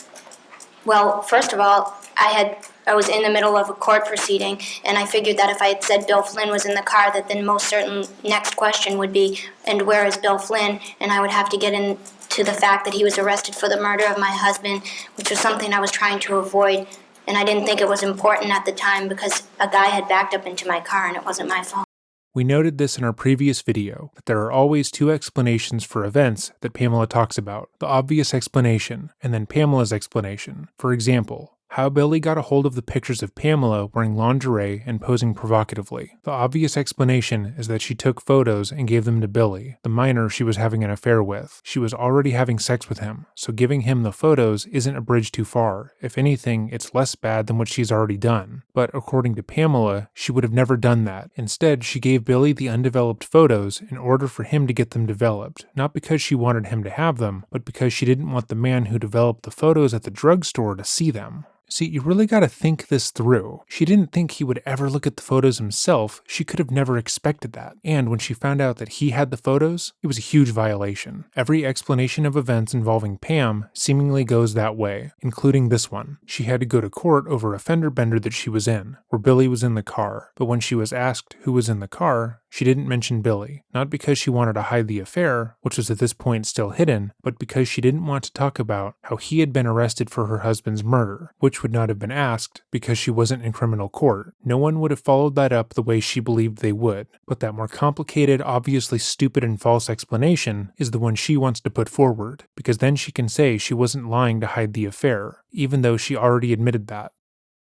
And is that why, given two names to put down on the witness sheet of the day of the accident, on March 17th, 1990, that you filled out, of the three people in your car, why don't you tell the members of the jury who you left off on the operator's report of the accident? Bill Flynn. There was 2 spaces, and there was Tracy and Cecilia were standing right next to me, and I put them down. Oh, because I mean, if Bill was standing next to you, Bill probably would have got on. But since Cecilia and Tracy were standing next to you, they got on. Is that it? If I was trying to hide the fact that he was there, I wouldn't have brought him to the police station in the first place. And all this space underneath here where you could have filled in a third name, you didn't choose to put that down, right? No. Your Honor, could I have this marked as State's Exhibits 83? Thank you. All right, maybe Mark. I brought him to the police station with us. The police officer saw him standing there. Yeah, he had to come with you because you were the one driving and you couldn't just leave him standing on the side of the road. But you did deliberately leave him out of the testimony twice over. Once, okay, maybe it was a mistake, but you did it twice. And her only explanation is that he wasn't standing there directly next to her when she filled out the form, so she simply doesn't remember. It's not that she was trying to hide the affair, despite already admitting trying to hide the affair earlier. Anything else you want to tell the jury before my next question? No, that's about it. Okay. Excuse me, let me mark.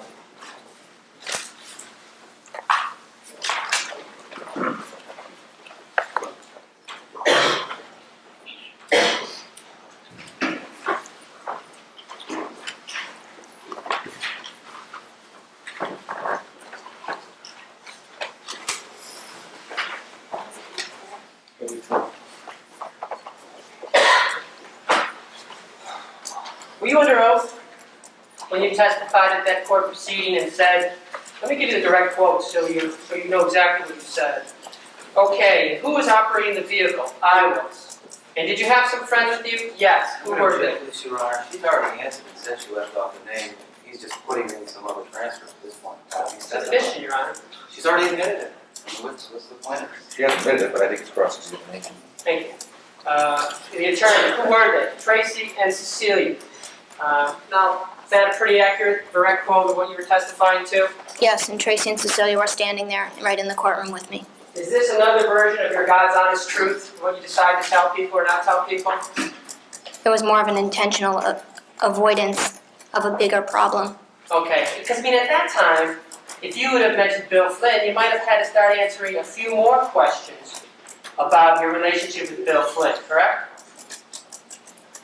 No, I didn't think of that at the time. I thought they would probably ask me where he was and why he wasn't testifying.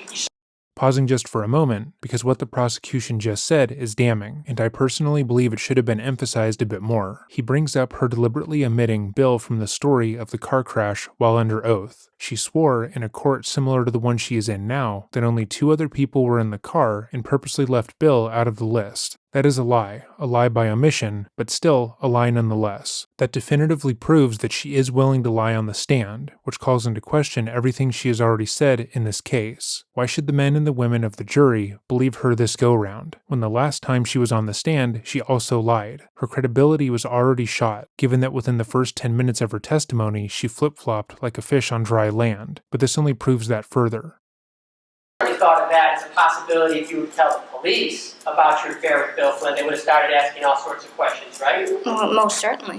Okay, so, I mean, it was a conscious decision not to mention him there. It was a conscious decision not to mention to the police. And you sort of make decisions as you go all the time, what to tell people, what not to tell people, based on the circumstances you're in, right? Exactly. Okay, and here you are in this courtroom, now testifying in a first-degree murder trial, and you're under different circumstances, right?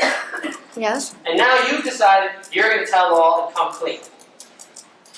Yes, this is a much more serious matter than someone backing up into my car. All right, so truth to you depends on what's at stake and what you're willing to say. No, not at all.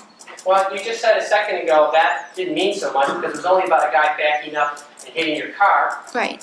So if you can't be honest on little things like that, when no one's even pointing the finger at you, why should the jury believe you're going to be truthful now when all these witnesses have testified against you? I didn't say that I wasn't being honest. If they would have said, was Bill Flynn inside your car the night of the accident, I would have said yes.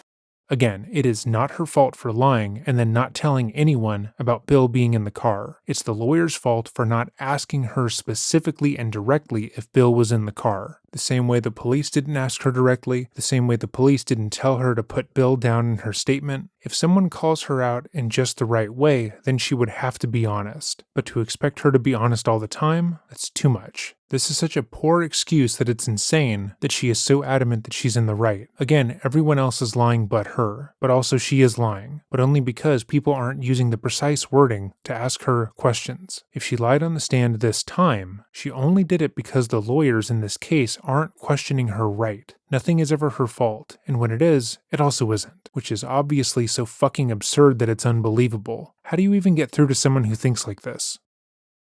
It's just like if the police would have said, Exactly. were you having an affair with Bill Flynn, you would have said yes. Yes. But if they don't ring the bell or pull the string, no one's ever going to know about it, right? I don't guess not.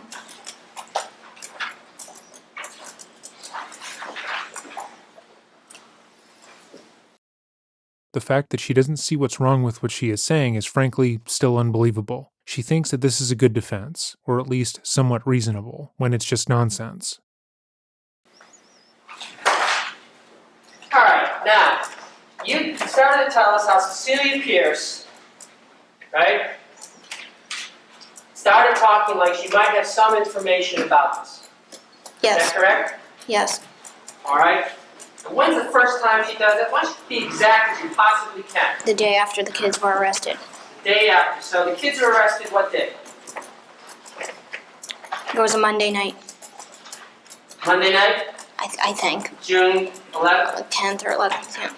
Okay. So after June 11th, what does she say at that time that makes you think she knows something about it? Basically, it was her tone of voice and her excitement about what was going on and how could they have gotten arrested and things like that. And what happened after that night? What was the next time? I saw her, I believe the next day I saw her in school that night, or I talked to her on the phone, I'm not sure. And what did she say at that time that made you think more likely that she was involved? Just because she was so worried about everything. Mm-hmm. And, well, let me ask you something. Did you ever have any real fear that your phone was tapped? Yes, absolutely. Okay, why did you think your phone was tapped? Because of all the rumors I had heard. All right, so when you were talking to Cecilia Pierce on the phone on June 19th, you were purposely saying things to avoid any involvement in this Bill Flynn, or in this case, because you thought your phone was tapped. Exactly. Okay. So the phone conversations of June 19th, Cecilia's saying all sorts of things to you, right? Right. I mean, Cecilia's saying, what kind of things do you recall Cecilia saying to you that gave you the indication she might be involved? Or had more information? Nothing. That indication came way before those phone conversations. Okay, so I mean, even before those phone call conversations, you have an indication that Cecilia Yes. Pierce is acting a little funny. Right, immediately after the arrest, so that would have been the 11th, the 12th, the 13th, All right, so these phone calls were made when? the 18th and 19th. Okay, does anything change on the 18th and 19th to change your Yes, mind? on the 13th, I told her that I had known about the murder beforehand, on the 13th. You told Cecilia Pierce on the 13th? Yep, Okay. and she said that she did too. All right, so now what you want this jury to understand is that on June 13th, you told Cecilia Pierce, I knew about the murder beforehand, right?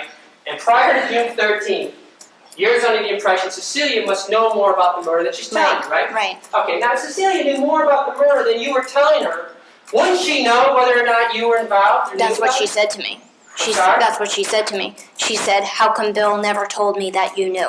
Okay, and when you said that to her on No, June... she said that to me. When you said that to her on June 13th that you knew about the murder, Yeah, right? Didn't yeah, you just say that a few yeah. moments ago? That was just a trick, Exactly. just to get more information from her. Exactly, and I did get information. Okay, you got information on June 13th, I right? certainly did. Okay, so tell the members of the jury how soon you went to the police and said, hey, you better talk to Cecilia Pierce because she knows more than she's telling you. I didn't, because I didn't believe her at first.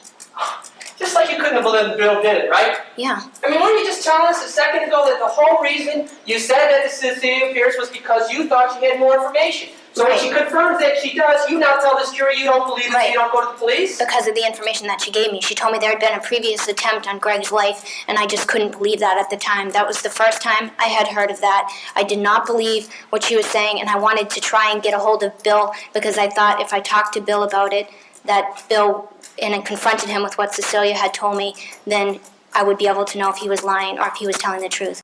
So, in case you have a hard time following this amazing story, after Bill and his friends were arrested for the murders, Pamela didn't think that he had anything to do with them, and had been falsely set up because they had been having an affair. So instead of telling the police about the affair, or how she had lent Bill and his friends her car that night, she instead decided to talk to Cecilia Pierce, who less than 20 minutes ago she claimed was not good friends with Bill and his friends. For some reason, she believed that Cecilia knew about the murder plot, and that if she pretended to know about it too, she could get more information. This is in spite of the fact that she didn't believe that Bill and his friends were behind the murders, and would not trust Cecilia enough to tell her about the plot. But wait, there's more. When she talked to Cecilia, she told the 15-year-old girl that she knew about the murders, and in fact helped plan them, as a ruse to get her to open up about what happened. She thought that if she pretended to know what happened to someone who did know, they would tell her, and this, according to Pamela, worked. Cecilia then told her this was the second attempt the boys had made on George's life, and Pamela, who didn't believe the boys actually killed her husband, once again did not believe they were involved, and thought Cecilia was lying. But then in the following days, when Cecilia was wearing a wire, she continued to state that she knew about the plot.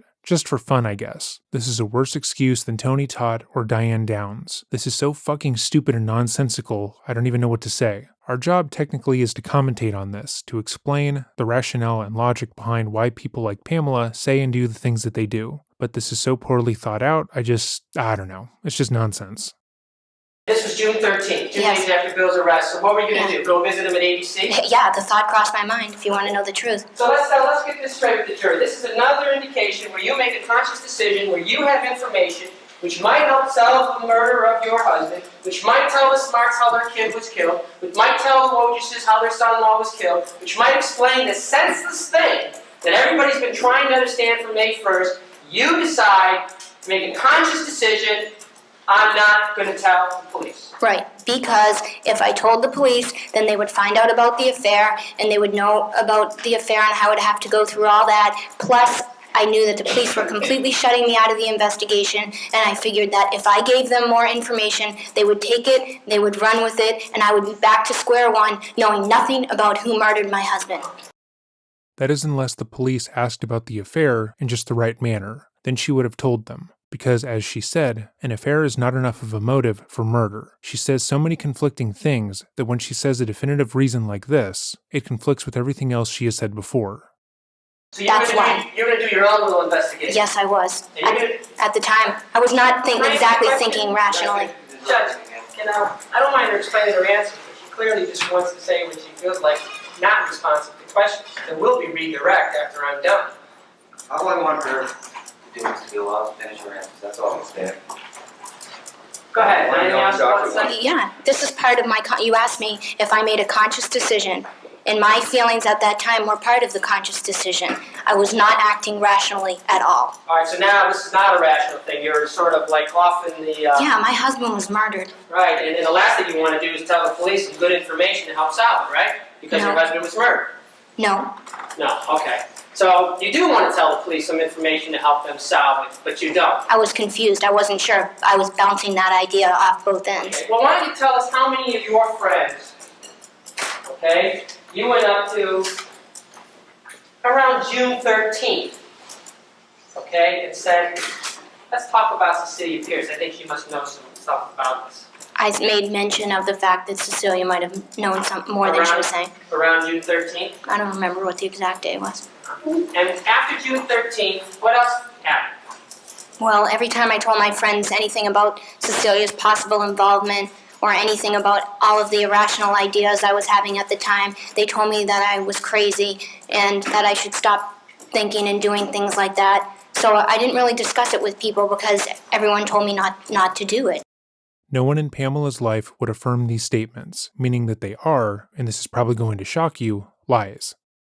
After June 13th, and all these people told you this around June 13th? I don't know the exact date. Well, give me within the exact week. I don't know. I saw my mother then. I saw my sister. I saw Sonia. And you told them all around June 13th Tracy. what you're telling this jury now? No, I'm not saying that. So after June 13th, and she gives you the stuff which you again decide you're not going to believe, and you don't tell the police. Do you have any I said I didn't know what to believe, not that I decided not to believe it. I mean, come on. I mean, this is... Come on. You're not telling the police about the affair. You're not telling about Cecilia Pierce. What happens after June 13th? What's the next time you talk to Cecilia Pierce about it?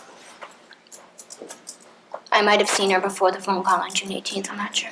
I saw her at Papagino's one day, I don't know what day it was. Okay, so then you talked to her on June 19th, right? Right, and I thought my phone was tapped because I didn't know anything about wiretapping, and I thought the police could just tap a phone if they wanted to, and I thought my phone was tapped. And you were worried about your phone being tapped because you thought the police thought you were involved. I had heard a rumor, yes. Okay. And you were afraid that the police might listen to your phone. Right, and I didn't want to be on the phone saying that I knew about a murder that I didn't really know about. Right, because the most important thing in your life at that time was solving this murder, right? Yeah, because I didn't think anybody else was doing too much about it. But why would she think that when people had been arrested? Why would she think the police weren't looking into the case when they were actively arresting these suspects? And she believed apparently that they could be tapping into her phone. That doesn't align with anything else she has said. So these two things cannot be true. When the police don't care about solving a murder, it's obvious. Take the case of Lavina Johnson, or the case of Vanessa Guillen, when the families have had to spearhead movements in the public eye in order to get the proper authorities to take the case seriously. Those cases are markedly different to this one, where the police made active statements about the case, and continued to investigate, even when their leads dried up. So, when you talk to Cecilia Pierce on June 19th, what impression do you get from your conversation with her then? Well, I didn't finish what happened on the 13th. On the 13th, she told... I'm asking you now about the 19th. But this is in connection with that. Okay, well let me ask you about the 19th, then your lawyer can get you to say whatever you want Okay. after that, okay? On the 19th, the impression I got was that she was trying to talk to me about it and that I didn't want to talk to her about it. So, is that why on the 19th you said to her, this is page 3 of the transcript, you want a copy of it? You say to her, see, I don't know if I were you, I would answer any questions. Right. And then she said, what? If they make you feel uncomfortable. She goes, yeah. And you say, tell me that you don't want to answer any more questions without your mom. She goes, all right, okay. You say, like if they try and press you like they did before, yeah. Who's coming over, do you know? She says, yeah. And you go, which one? She goes, yeah, again. Are they there? And Cecilia says, no. I can barely hear you. What are you saying? He says, I just said, you know who's coming over. Pelletier, or whatever. Now, you said that to her at that time, right? Apparently. And at that time, why were you afraid of her answering any questions? I mean, if you thought at the time she really knew about this, if you thought at the time she might have information to help, why weren't you telling Cecilia Pierce, hey, don't worry about it. Just tell the police whatever they ask, and nothing will happen. You didn't Because do anything wrong. that's why I just wanted to say something before this, because on June 13th, she told me that she was going to go to the police and tell them I knew about the murder beforehand, Why was she going to do that? because she said that she was scared. Because you told her about the murder before. Right. So, I mean, obviously you were thinking, wait a minute, here I am, I'm having an affair with this guy that nobody knows about. I have a girl now that I've convinced that I'm involved with this crime. She's going to go to the police. Holy moly, I better straighten out this mess. It's really getting murky. So obviously you ran right down to the police to straighten it out, right? No, it's pretty confusing, isn't it? Yeah, it sure is. It's pretty confusing. And you didn't do a damn thing to try and straighten it out, did you? Take the action recess. All right. So that was it for her first day on the stand. So let's get into day 2. If you've made it to this portion in the video, let me know if you believe her story. Do you think the prosecution and myself are just being too hard on Pam? Let us know in the comments down below. Yesterday we were talking about how you went to Drew Holloway on May 31st. Yes. And that was the boy's idea? I don't remember specifically whose idea it was. It was just a general idea. Were you looking for a car at that time? At that time, yes. And besides going to Drew Holloway, you made other attempts to look for a car? Yes, but I never had a specific car in mind or made any financing arrangements on a You car. went to Coast Pontiac 6 days later, did you not? I don't remember. Maybe. You don't remember if you went, or you don't remember it was 6 days later? Where's Coast Pontiac? Portsmouth. Yeah, yes, I did do that with Tracy Collins, I believe. And you went with Tracy Collins? I think so. And you had your car appraised? I might have, yes. And you told them you didn't have to make any financing arrangements because you were going to pay cash? But I don't know, maybe. And at that time, you'd already gotten insurance money, to some extent in this case, correct? Some, yes. 90,000, Yes. and you were still waiting for the $50,000 policy to come in? Yes. Oh, well, that's damning. Her husband was brutally murdered by her high school abuse victim, and one of the first things she decides to do was to get a new car. Now, yesterday, you talked a little bit about divorce. You were asked by Mr. Toomey that if you were to get divorced, what action would you lose? I think you said you shared furniture, $4,000 to $6,000 in savings, correct? Approximately, yes. And you each had your own car, correct? Yes, we did. Now, if in the spring of 1990, you had gotten a divorce from Greg Smart, the affair might have become public, right? If I had gotten a divorce, Yeah. if I made it public, I suppose. Or if Greg made it public. Yeah. And if your affair had become public, what do you think would have happened at Whitacott High School? Or, I'm sorry, at SAU 21, where you were? I would assume that I wouldn't be working there anymore. You had lost your job, right? Probably. And how do you think it would have affected your opportunity to look for additional jobs in school districts, knowing that you had an affair with a 15, 16-year-old boy? I doubt that I would apply to another school district, but that wouldn't mean that I couldn't get a job anywhere else, ever. This is one of the most infuriating sentences we've ever had the displeasure of listening to. Again, we have talked about female predators in the past. They seem to be under the impression that what they are doing is different to what male predators do. They say things like their victim pursued them, that it wasn't rape, and that they aren't pedophiles, because it was true love. But to say that her sexually exploiting and abusing Billy would not have prevented her from getting another job is ridiculous, because it would have, or at least it should have. Had the affair been made public, she certainly would have been fired, and most high schools in the area would not hire her. She would have been arrested, and she would have been completely unemployable, as she should be. She used her position of power and authority over a minor to sexually abuse and exploit them, so no person would ever hand her another position of authority. But she doesn't see it that way. Sure, she would have been fired, but she didn't really want that job. She could change professions, go into broadcasting like she dreamt she would. She could try out radio again. The world is her oyster, because no one would care that she sexually abused a minor. That is her honest belief. Do you think this would have helped or hurt your professional reputation at that time? Hurt.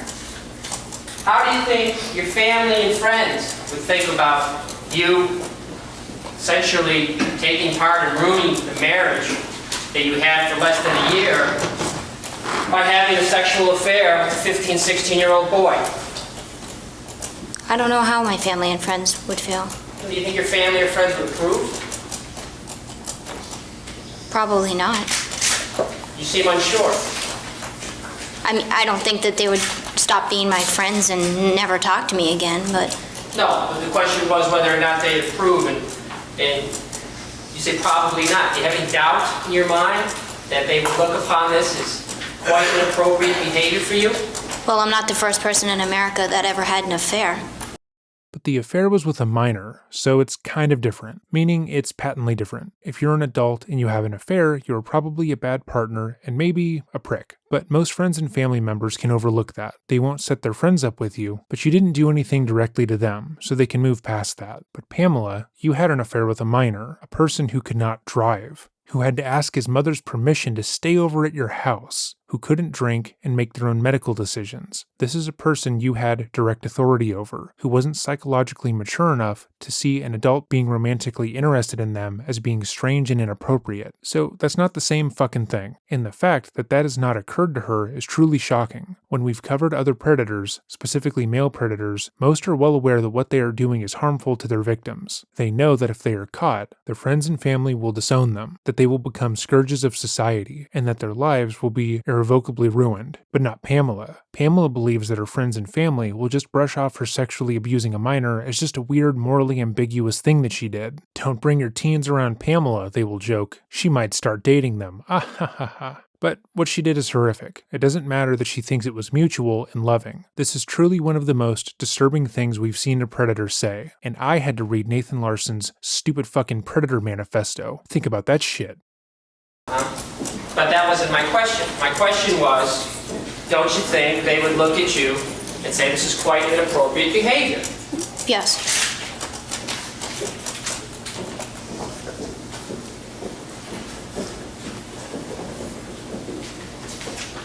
But if Greg was dead, you wouldn't have to expose the affair, would you? No.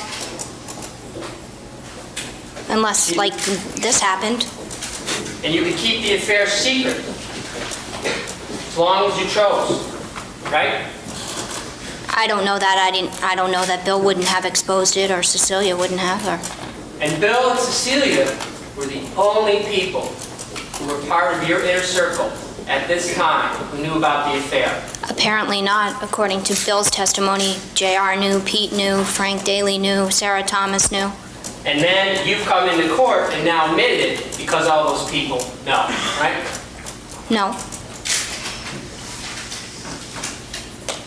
I've admitted this affair because it's the truth, and that's what I'm telling right now. And now you've decided to tell the truth. Yes. No, she admitted to the affair because it became so obvious that it was pointless to deny. He had photos of her in lingerie. Multiple eyewitnesses had seen them kiss and act inappropriately with each other, so she had no choice but to admit it. Her saying she admitted it because it was the truth is her attempting to place herself in a good moral standing with the jury. Sure, she's a fucking pedophile who engaged in a sexual relationship with a minor, but at least she's honest. But that isn't what happened. She denied the relationship until she realized it was an impossible task to keep denying, the same way she had denied any sort of responsibility for her husband's murder to this day. But we're not quite there yet. Let's go back to where we left off yesterday.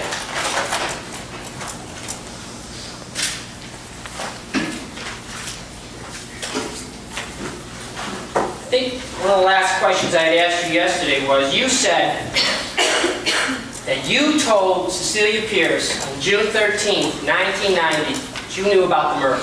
Yes. And that was a total fabrication on your part in order to try and get Cecilia Pierce to talk, correct? I told her that I had known about it beforehand, which was a fabrication.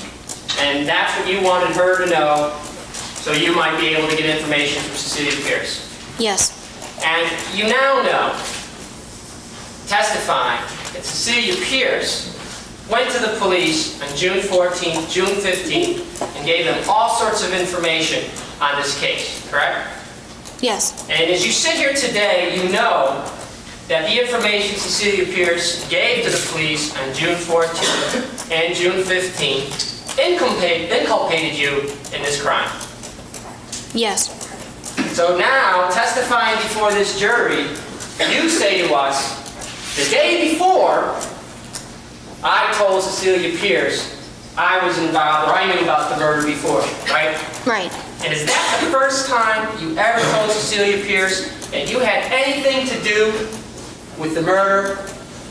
I didn't tell her that I had something to do with it. I told her that I had known about it. Okay, so why don't you tell the members of the jury everything you told Cecilia Pierce that you knew about the murder? I just told her that I had known about the murder before it was going to happen. So that's the only thing you told her? Yes. Only knew about Well, it? there was a conversation afterwards. Okay, what's the conversation afterwards? I told her that, and she said, how come Bill didn't tell me that you knew about it? And I said, why, you knew about it? And she said, yes. And then she went on to talk about a couple things that I had never heard about beforehand. Okay, so why don't you tell us what Cecilia Pierce told you that you had never heard about beforehand? That there was a prior attempt on Greg's life. Okay, so you're saying June 13th. There's a couple things. Do you want me to go through all? Yes, I'm asking you. Prior attempt, what else? She had told me that there had been a time that she had gone to look for a gun with Bill at Papagino's. And she had told me that Raymond was with Bill the first time. And else? that they had taken my car. Anything else?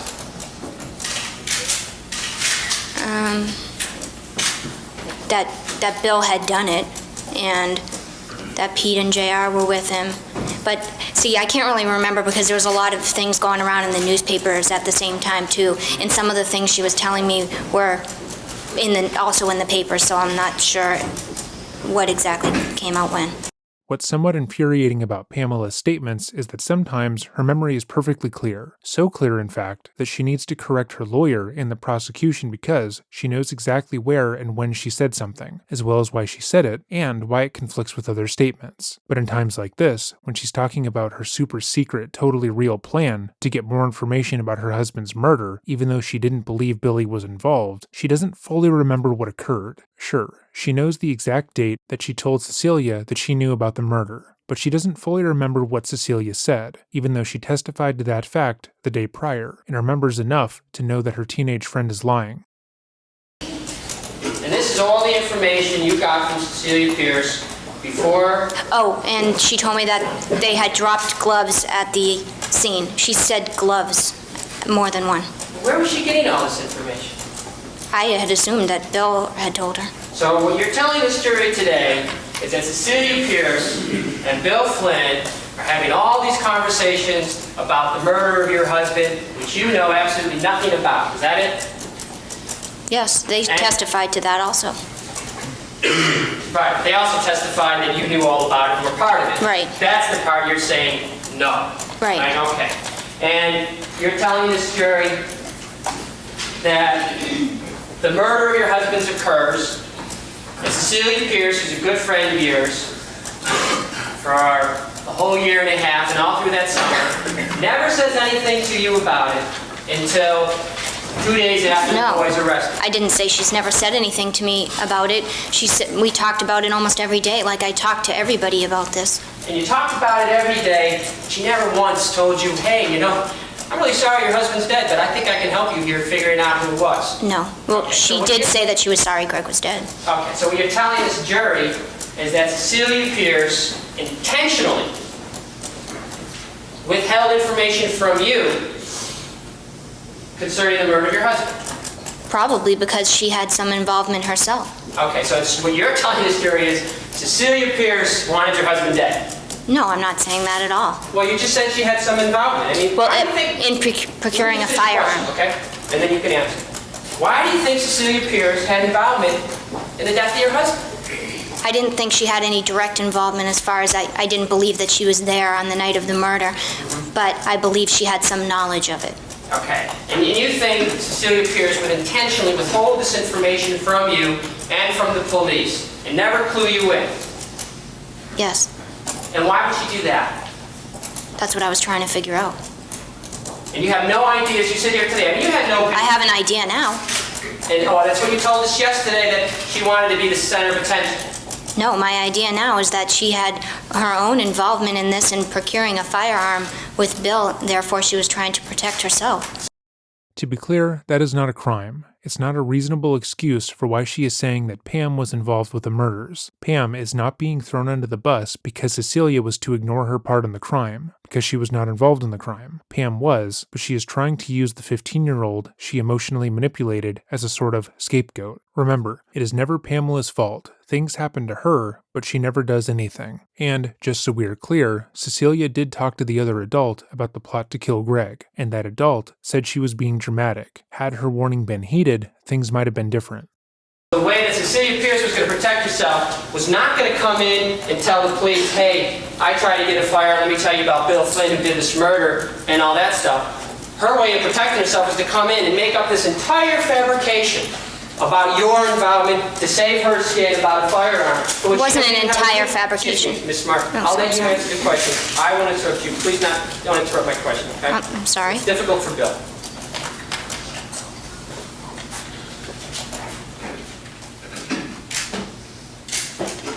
Did you He finish? came in with this entire fabrication just to get you in trouble, to wrongly send you to jail, to wrongly accuse you of murder, to falsely accuse you of everything, match her wits against yours because she tried to get a firearm top jeans. No, everything she said was not an entire fabrication because she did tell the police that I had known about the murder beforehand, and I did tell her that. How do you know she told that to the police?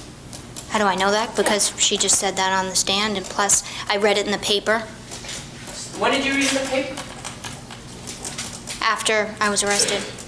So after you were arrested, now you're starting to put together what Cecilia Pierce had done, right? I was trying to put this case together from the day Greg was murdered. Yeah, we talked about that yesterday and how you were trying to put it together and how you helped the police put it together, right? No, And I you don't know called the that police over to your house to talk about a chip on the wall. You Yes. pointed out to the police a dented candlestick. Yes. You did all those things, right? Yes, I You're really did. going out of your way to tell the police everything they should need to know to try and solve this, right? Yes. Is that right? Yes, except for the affair. Except for the affair, right? Right, I was ashamed of the affair. I still am today. Let's now, on 6/19, you talk to Cecilia Pierce, right? On the telephone, yes. Yeah, okay. And you were talking to Cecilia Pierce. Well, your plan now is to try and get more information, right? Not over the phone, it wasn't. Okay, so let me translate for those who are having a hard time following along, because her lies are ridiculous. The reason that the phone calls between Cecilia and herself are so damning, and make it appear that Pamela knew about the murder plot about her husband, is because she told the minor that she did. And the reason that those calls don't contain any of her probing or questioning of the minor in order to solve the murders is because she deliberately did not talk to her about that on the phone. It's the, I have a girlfriend but she doesn't go to this school and doesn't live in this city and you wouldn't know her, but trust me, she's real excuse. Sure, there is a bevy of evidence that shows that Pamela took part in the murder, but that's only because she was pretending to take part in the murder. You heard me. We just need to trust and believe her when she says she would never actually do that, even though she had already admitted to lying to the police and lying on the stand. Excellent play. And God, she's just so dynamic and electric on the stand, I can't imagine it not working. Well, just in general, Cecilia Pierce, correct? No, not at June 19th. My plan was to try and stop her from going to the police. Also, again, let me just point out how she doesn't seem to remember things that she said in this very real investigation. She can't recall the details that were oh so important to her, but she can remember what her exact motivations were on specific dates and times. And turning me in. Okay, that's only because it was on the phone. No, that was my plan everywhere. That was my plan during the body wire conversations also. All right, so your plan switches. I told you my plan switched on June 13th. When Okay, so June 13th, what's your plan? My plan was originally, when the day started, to get more information from her. And by the time the day was over, she had told me that she was scared and that she was going to go to the police. And she was... told you Bill had done it. Objection, Your Honor, you interrupted her. Right. Okay. And I'm almost finished. And she had told me that she was going to the police and she was going to tell them that we, meaning she and I, knew about the murder beforehand. And of course, I automatically panicked because I didn't want her to do that. So my intention from there on out was to try and talk her out of going to the police. So why didn't you go to the police before her and straighten the whole mess out? Why didn't you go to the police and say, hey, you know, I was just talking to Cecilia, oh my God, she knows Bill, this kid did it. I was wrong from the beginning. I'm really embarrassed about my affair. Please don't tell anybody about it. But now you can solve the murder of my husband.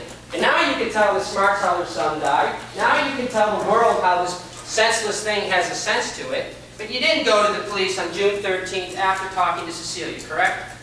Because I was scared, I was afraid, and I had heard rumors that I was going to be arrested, and I was afraid, yes. All right. Now, I didn't really ask you why, but I'll gladly have you tell us When the why. questions, Your Honor, this question started. this started with what? Oh, I thought it was yes or no, but okay. You didn't go, no, and then the reason was why? Because I was scared and I was afraid. Scared and afraid of this 15-year-old girl. No, I was scared and afraid of this entire murder. And I was scared and afraid and confused of everything that was going on and all the rumors that I was hearing.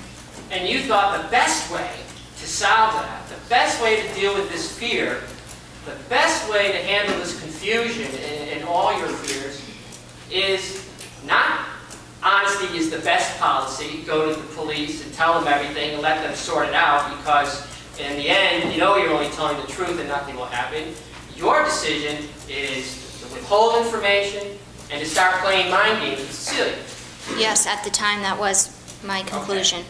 Now, on June 19th, you had phone call conversations with Cecilia Pierce, right? Yes, I did. Okay. Now, you tell Cecilia Pierce, if they ask you to get a lie detector test, which I doubt they will, then you just say you're going to get yourself a lawyer first. And any lawyer will tell you not to. Right. Okay.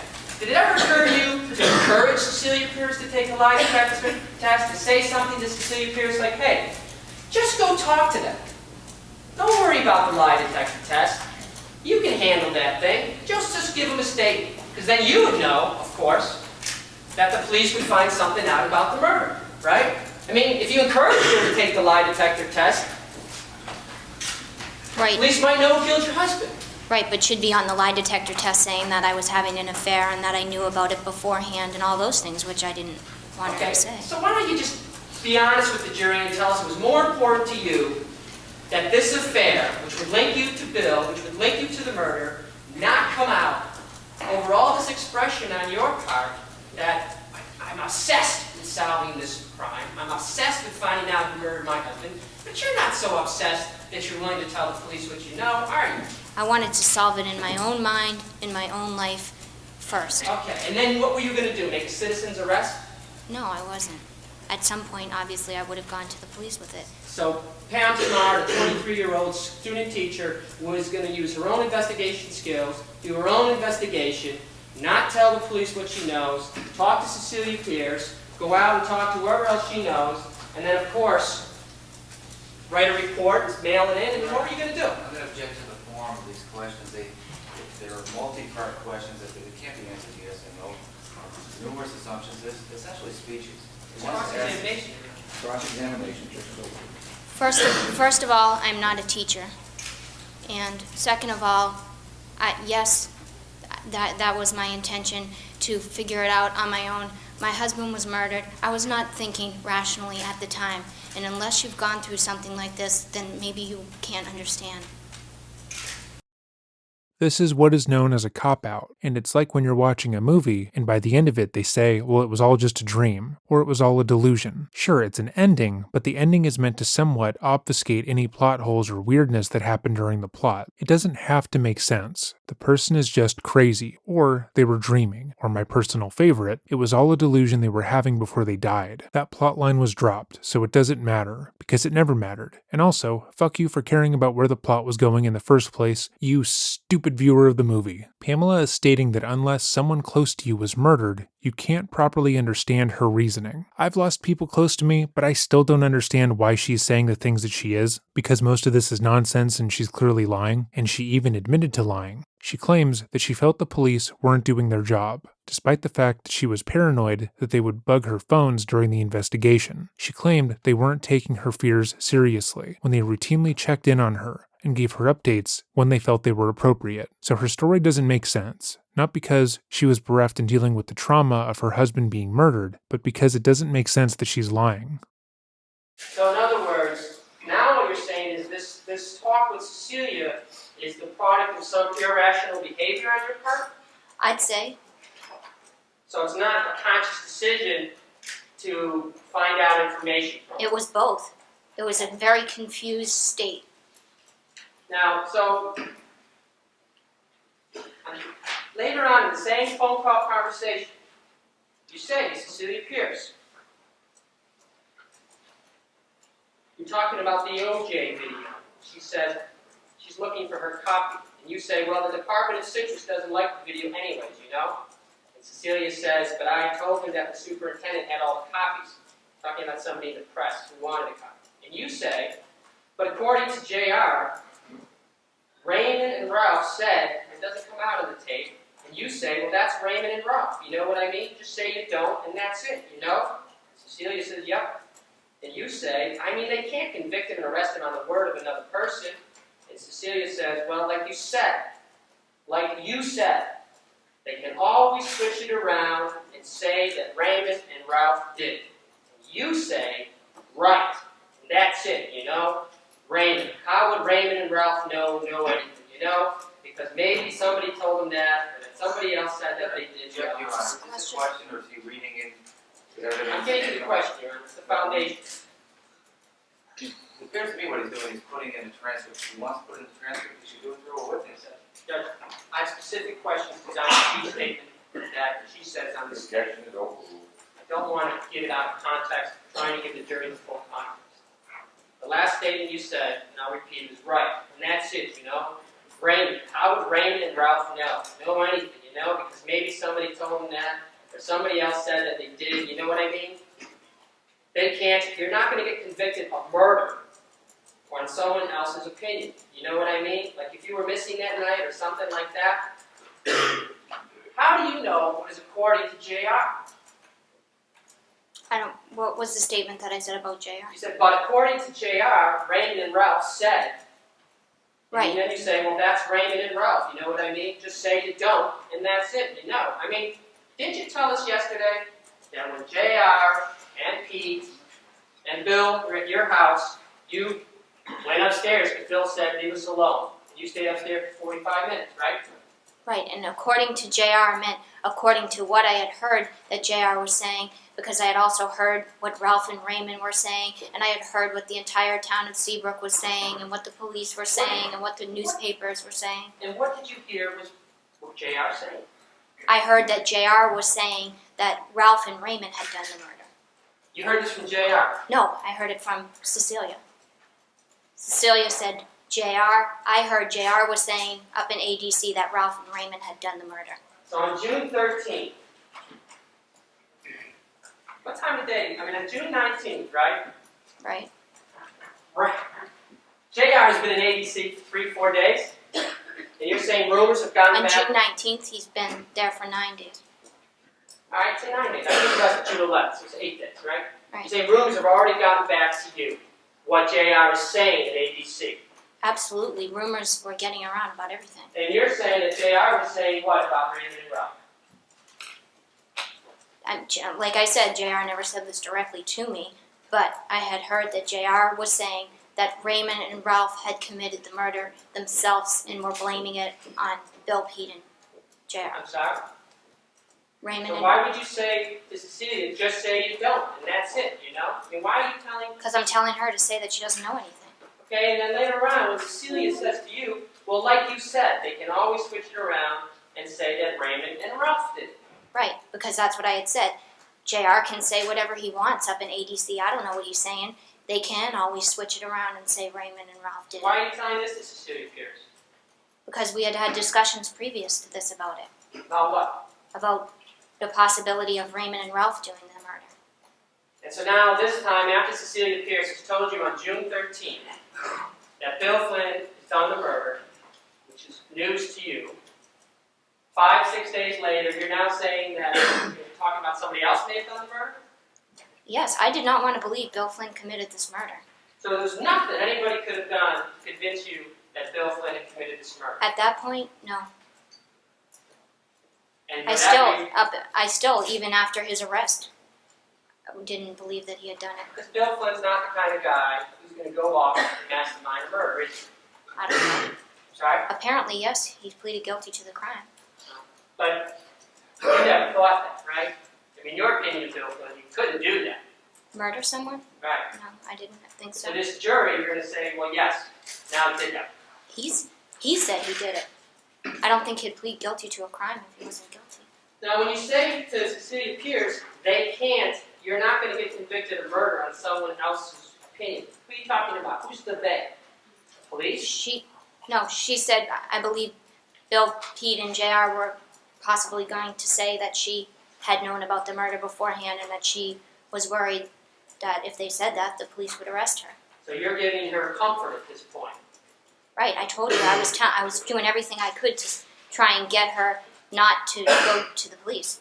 And at this point, it was strictly because of the affair. No, I said earlier that it was also because I had told her that I had known about the murder beforehand, that I didn't want her to say that. I mean, was your biggest fear you were going to get wrongly accused if Cecilia Pierce went to the police? That's what happened. That's why I'm sitting here today. Yes, you were wrongly accused. She is directly telling the men and women of the jury that they need to overlook all the direct physical evidence, as well as all the confessions to the crimes, and everything she has done that makes her look guilty, including admitting to being involved in the crime on a recorded line. All of that can be easily explained and hand-waved away, because she is innocent. She is just a grieving widow who had an affair with a minor, and anyone who doesn't see that is obviously just out to get her. I find this kind of answer to be somewhat insulting, because it just tells you exactly what she thinks of your intelligence. In order to believe her story, you have to ignore so much direct evidence that you would have to be stupid. Even her supporters, which we will get to later, don't believe that she is fully innocent. So what does that tell you? Right, so you don't think it was more important back then to go to the police and straighten out first, put your embarrassment aside, and say, hey, before this goes any further, let me tell you what happened. You don't think that was important to do you? I wish I would have made that decision way back then and none of us would be here today. Is that what you want this jury to believe? Yes, I want this jury to believe the truth. And they will make that decision, right? I hope so. And that would be based upon all the different times you said you were telling the truth, but in fact, you kept things to yourself, right? I have said to this jury that I did keep things from the police. I have not denied that. I have not denied that I was trying to hide an affair. You're absolutely right. I did not want the whole United States of America to know that I had had an affair. But you were willing to risk being wrongly accused. In your version of what's happening, you would risk the murderer go free. You would risk you being wrongly accused. You even said yesterday that you thought Bill Flynn was wrongly arrested because they heard the affair, and you were willing to risk that. I wasn't willing to risk that. I was scared, and I was trying to make decisions, and I was 22 years old, and I made the wrong decisions. I mean, isn't it possible? So Pamela is trying to appeal to her youth as being the reason why her decisions have made so little sense in this case. And that would be something to ponder, were she not simultaneously stating that the 16-year-old she was having an affair with should be tried as an adult, and the 15-year-old that she was best friends with craved so much attention she lied about her being involved with the murder. Why is she allowed to play the "I was so young I didn't know any better" card? But that card does not apply to people who are far younger than she is. Moreover, she was willing to risk Billy and the boys going to prison. That's why the boys don't initially open up to the police after they were arrested for the murder. They were told by Pamela that in the worst case scenario, even if they were apprehended and convicted of the murder, they would just go to juvie until they were 18, then be released. She obviously didn't want that to happen, because that would give them the opportunity to turn on her. But she believed that even if that did happen, she would be in the clear. The other side of the coin, what's really happening here is, if Cecilia Pierce does go to the police, Cecilia Pierce might tell what she really knows, and Cecilia Pierce might be telling exactly what she told this jury when she testified, that you knew about it from the beginning and were all part of it, right? Because that would be a lie, In your opinion. in my opinion. And that's what you want this jury to believe, right? Yes.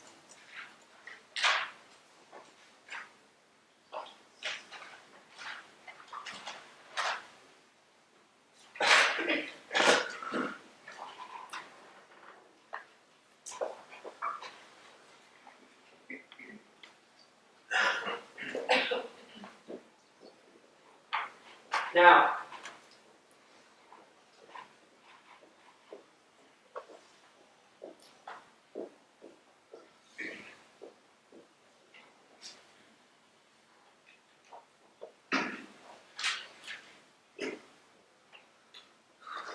Cecilia Pierce hangs up the phone. She tells you that the police are coming over, right? I guess. And then you call her back a few Right. moments later, right?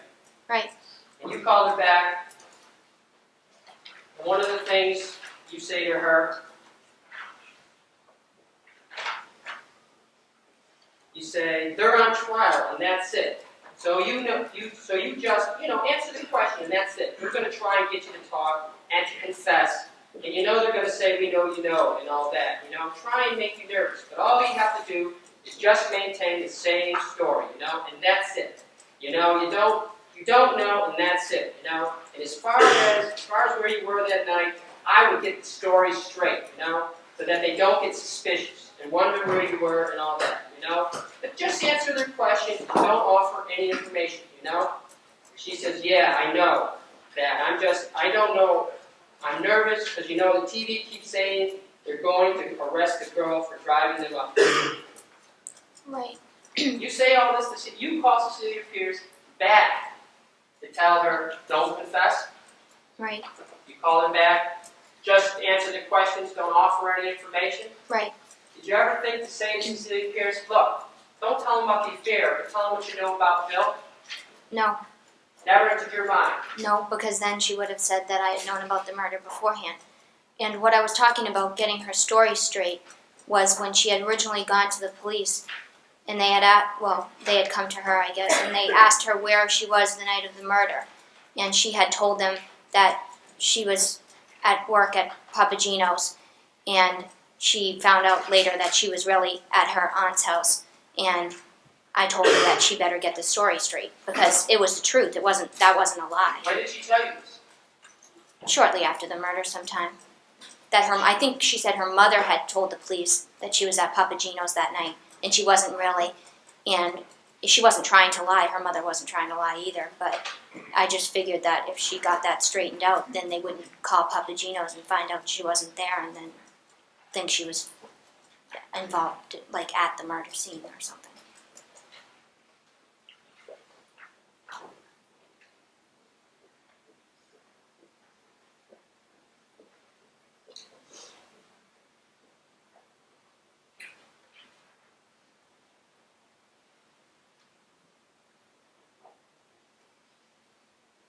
And on the very few moments later, page 3, Q2, you say to Cecilia, she's worried about being arrested because the paper said the girl is going to be arrested. Right. You remember you tell her she didn't even have a car, it's not going to be her? Remember telling her that? Right. And I was trying to calm her down. And you say, or wherever it was. But you have to realize that if the police were going to arrest someone, it would probably have happened already. So obviously that was just a false report. Because by the time that they heard about Bill and all then, and the time that they arrested them, it was like friggin' 2 hours, you know what I mean? Or whatever it was, in a long 5-day period. You know what I'm saying? She said, yeah. You say, so that's it, And then she said, well, obviously Bill and them must not be saying anything, or we would have been arrested already. You say, well, I don't know what they're saying. Cecilia said, yeah. And you say, that's the thing. If they're saying that we knew, then the police can bust us because we're saying that we didn't know. Right. And that's it. You know what I mean? Is this a question? Yeah, the question is she's saying if Bill and them were talking, you'd be arrested, right? Exactly. Now, how would Cecilia know that if Bill and them were talking, that you would be arrested? Because I told her that Bill knew that I knew about the murder. Oh, now you're telling us that you told her that Bill knew that you knew about the murder. Exactly. I told her I knew about the murder beforehand, and if Bill committed the murder, then obviously I would have known, and Bill would have known that I knew. But knowing about the murder beforehand doesn't necessarily make you involved. I think it does. Okay. So what you're saying is now, you're saying to Cecilia that you not only told her that you knew, but you also told her that Bill knew you knew. And then when Cecilia was saying this, you're saying to her, or she's saying to you that if Bill talks, he's going to inculpate you. Exactly. I mean, I mean, it's really well the way this works. I mean, that no matter what Cecilia Pierce says, you're able to talk about it in such a way that the two of you know exactly what you're talking about, but you never really had any detailed conversations about what you actually knew, right? Exactly. I mean, you only told Cecilia Pierce that you knew about the murder, and that you told Bill you knew about the murder, and nothing more. Right. If you notice on the tapes, she's the one talking about all the details of the murder, and I'm sitting there agreeing. Okay, the jury heard the tapes, and they'll make that decision of what is actually said, and who's doing all the talking, and who is just sitting there answering questions. And they'll listen to that, right? Yes, they will. Okay, are you afraid to let the jury do that for themselves? Absolutely not.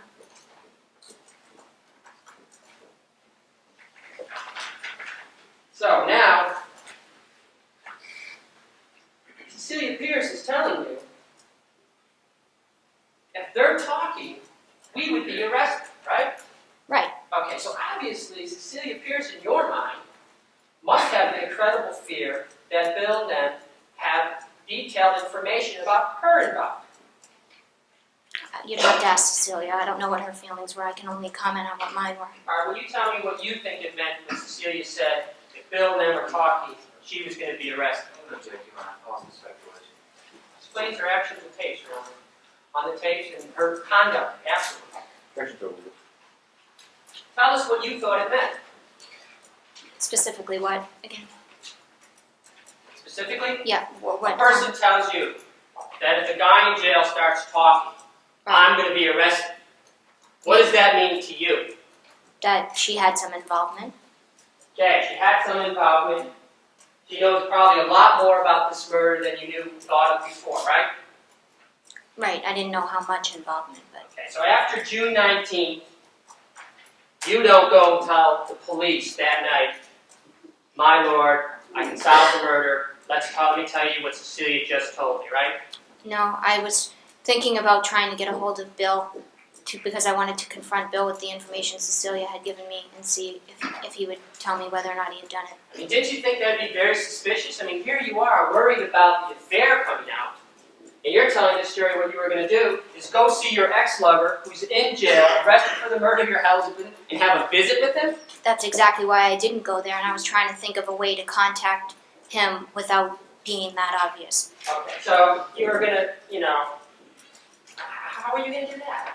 I was thinking of ways to do it, and I did do it by sending a tape over to him. So that tape that Bill referred to with that letter was from you, right? Yes, it was. And I knew when he got it and he played it, he would know that it was from me, and I was hoping that he would call me so that I could talk to him, but he never did. So your ex-lover, who killed your husband, who's now in jail, and was testified he got the tape from you. You can't dispute that because the letter exists. You're now saying, oh yeah, I sent that, but clearly for innocuous reasons.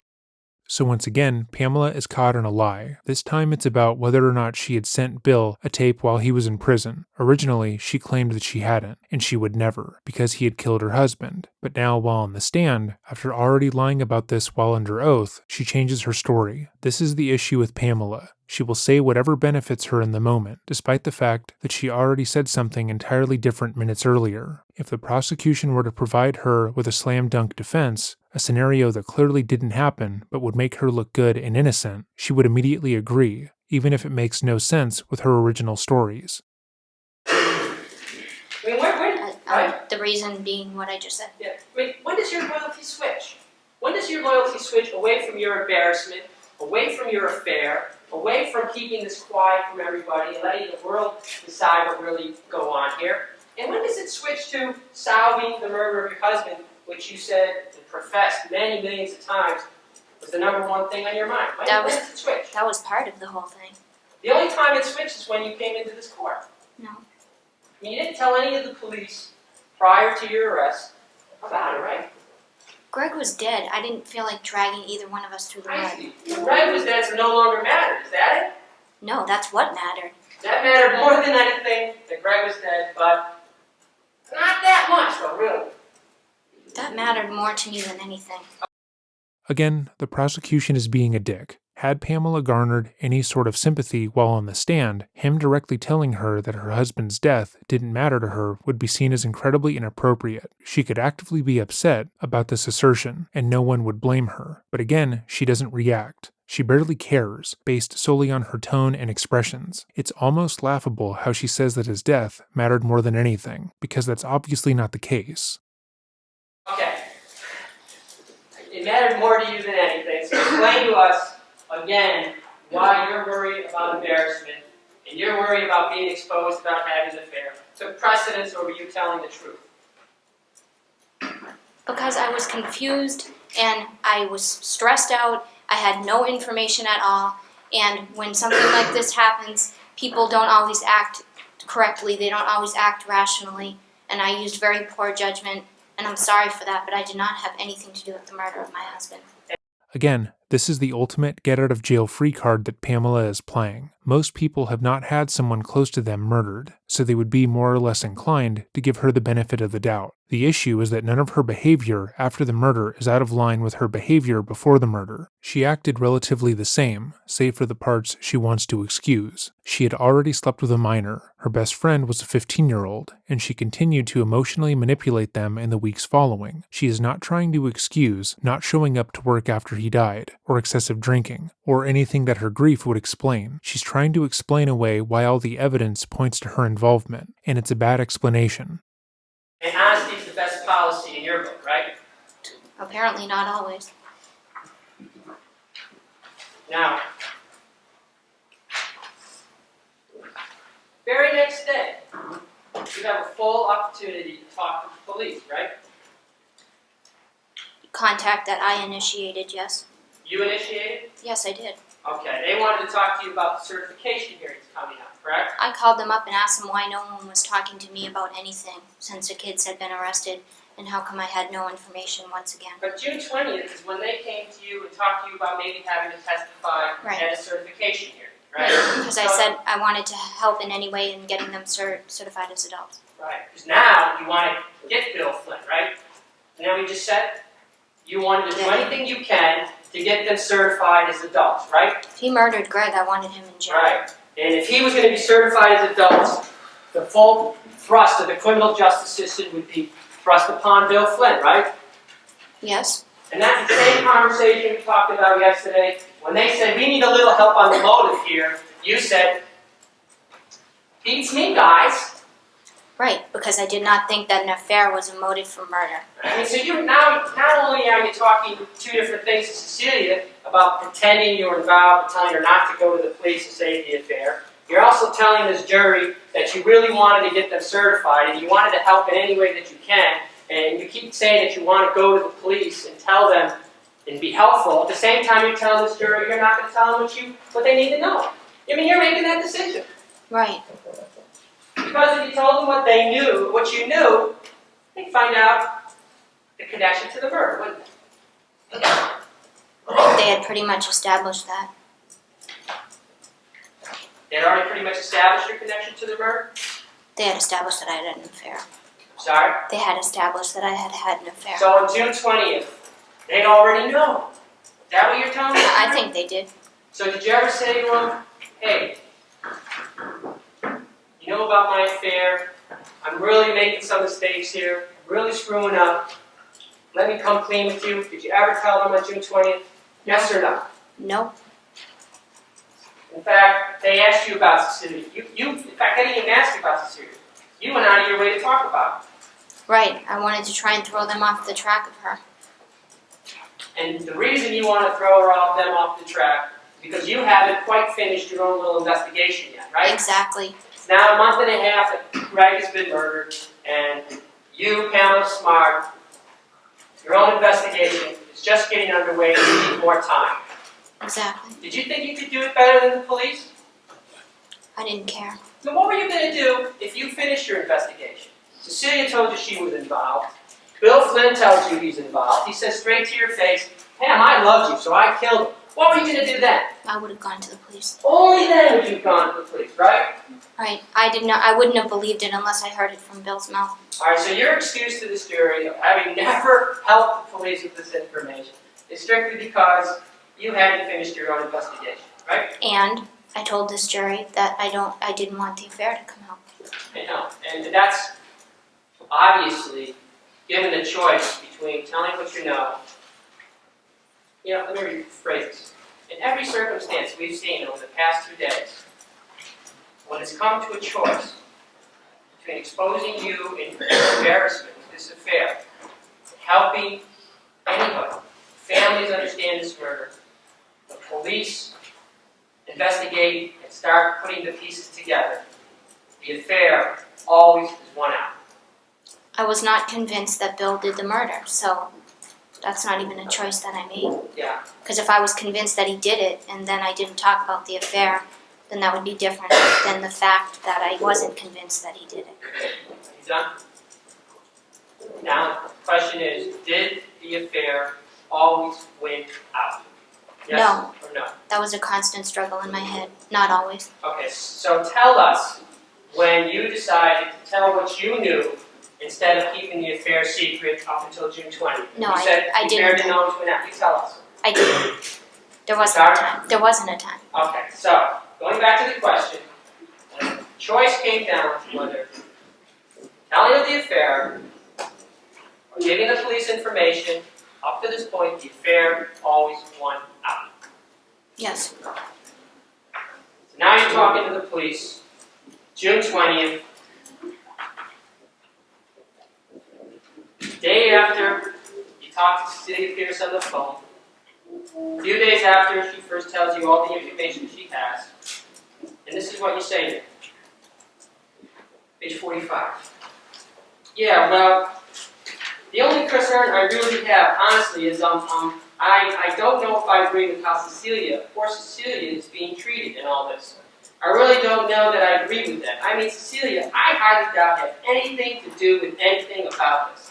She's not even friends with those guys, with the exception of knowing them in school. I mean, she never went out with them on the weekends, or, like the Bellatier said, yeah, you continue, anything like that. And I mean, this is all just way too hardcore for someone like her to be involved with. I think, and she keeps feeling like she's being, I haven't talked to her a lot, but I've talked to her a couple of times that she's, being accused of all these things that she doesn't know. And now her parents are like, well, maybe you shouldn't talk to Pam, until this is over and all that. And I kind of resent that because, I mean, she's my intern. And yeah, school's over now, but... And then Danny Pelletier goes on to her being your intern. Right. I just told you that I was trying to keep the police away from her. Right, so now not only are you lying to the police by omission, by not telling them about the affair, Right. you are also consciously making an intentional decision not to be truthful with the police about what you know about Cecilia Pierce. Exactly. The And police weren't truthful with me. So on one hand, okay. Pausing once again, the police were truthful with her. She is just upset that she wasn't given warning about being a suspect in the murder, which we've seen with Nancy Brophy, Diane Downs, and other criminals who believe they can outsmart and manipulate the police. Not truthful with you? They weren't. Okay, why don't you tell the jury what the police asked you to do about talking to the press shortly after the murder of your husband? About the press? Yeah, what did the police tell you? Any one of them? I believe Lauren Jackson told me that it wasn't a good idea to talk to the press and that one specific person. And did they specifically tell you not to reveal details of the homicide because that would impinge on the investigation? Right. And within 3 days of your husband's death, you're on TV with Bill Spencer saying, this is a burglary, not a drug case.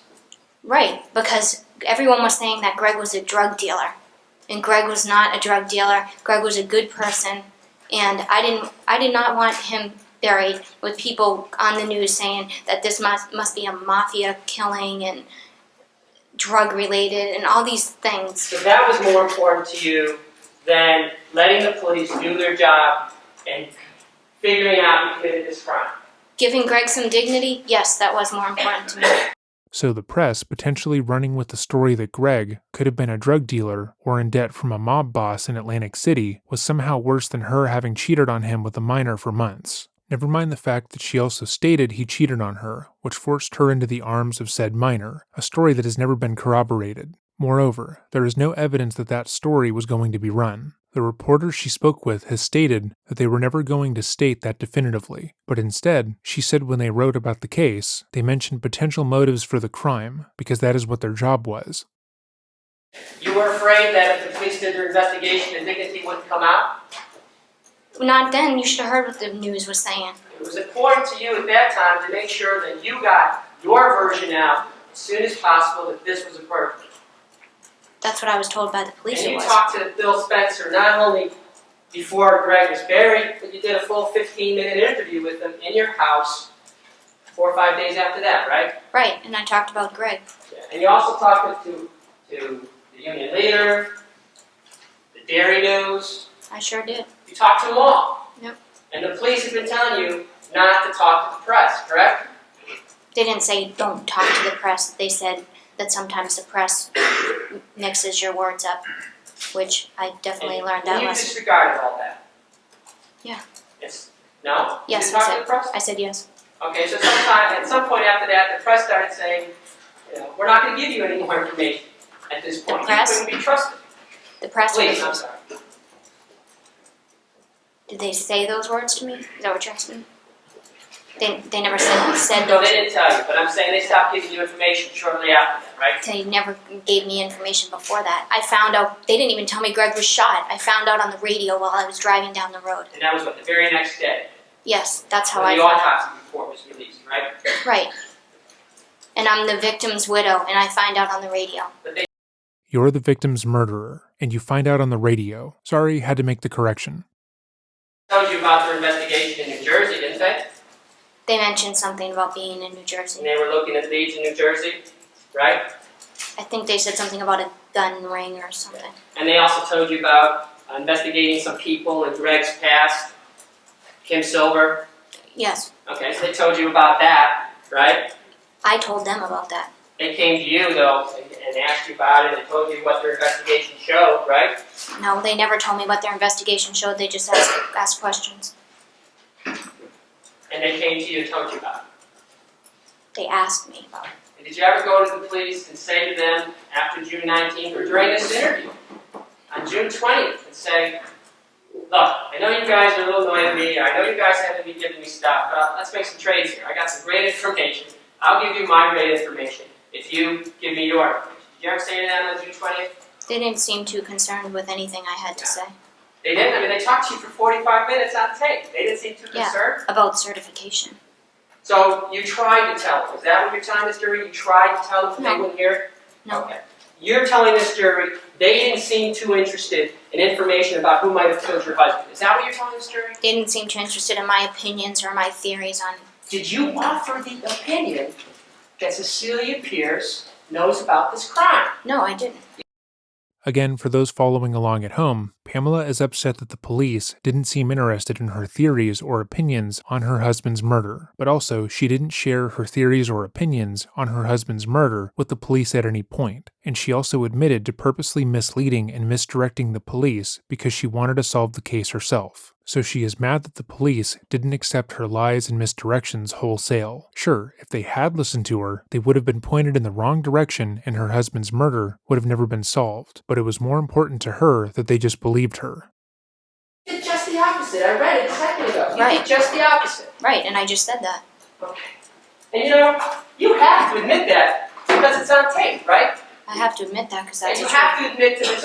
Her stating that she has to admit it because it's the truth is laughable, given the amount of lies she has said in this case. Like, what do you mean you have to admit it because it's the truth? You just told the jury that you have no problem lying on the stand and then lied on the stand multiple times. It's like watching a grown child because they can't grasp what they've said or done. She has no object permanence.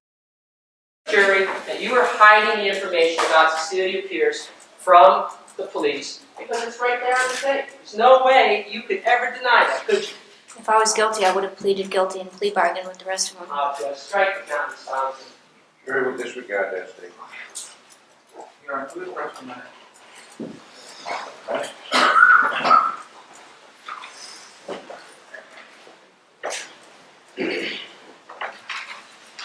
Now,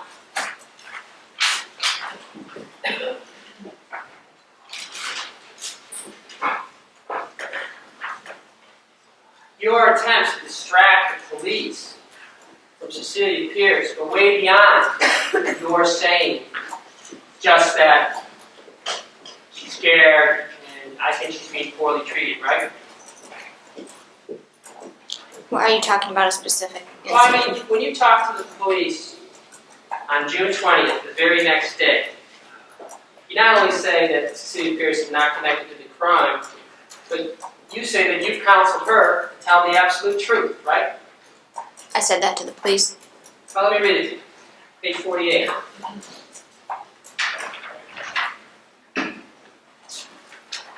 Danny Pelletier says to you, but Cecilia's mother, getting back to that, thinks that we're treating her poorly, or thinks the police are.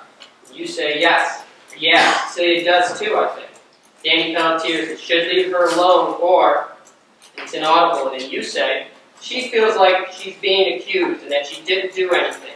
And then I mean for a 15 or 16-year-old kid, I guess, if you're accused of something that you didn't do, even me, I'm 22, I don't want to be accused of something I didn't do. But for a young person, I would think that would be awful, especially if you see other people getting arrested, that we're around you or whatever. I mean, it's probably would have to be scary. I would think, and the detective says, you say, even if you're not guilty. And Danny says, well, she's just one of probably over 100 people we've talked to since, and you interject, right, I'll tell her that. And Danny says, since May 1st. And you say, I say they're just doing their job. And just answer, just tell them the truth. And that's it. You just answer the questions and whatever. And she says, but I tell them the truth, and they tell me they think I'm lying. And and I don't know what to tell you, Cecilia, I can't control the police. I'm very sorry that this has happened to you. I mean, as far as the press goes, they're bothering me and calling my secretary.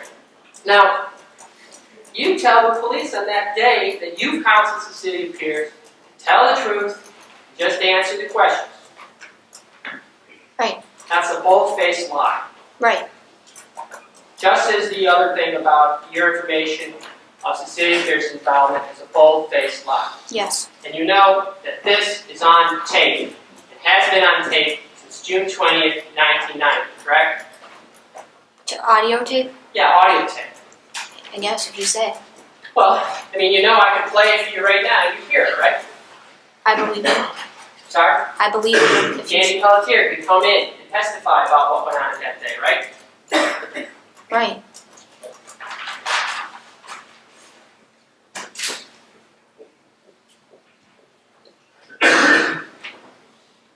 And on June 20th, you trying to impress the police with your own honesty? Was I trying to impress them? Yeah. I don't think so. Well, wasn't that the same day you said, my honest to God's truth? I'm just going to tell you my honest to God's truth in this case. Which is that I didn't think that 3 kids did it. Okay, but then when it came to Cecilia Pierce, is your honest to God's truth something you decided you no longer needed at the moment? I get a page reference to that. Right.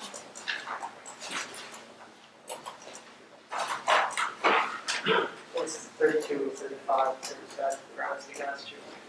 So, your honest to God's truth just switches as we go along.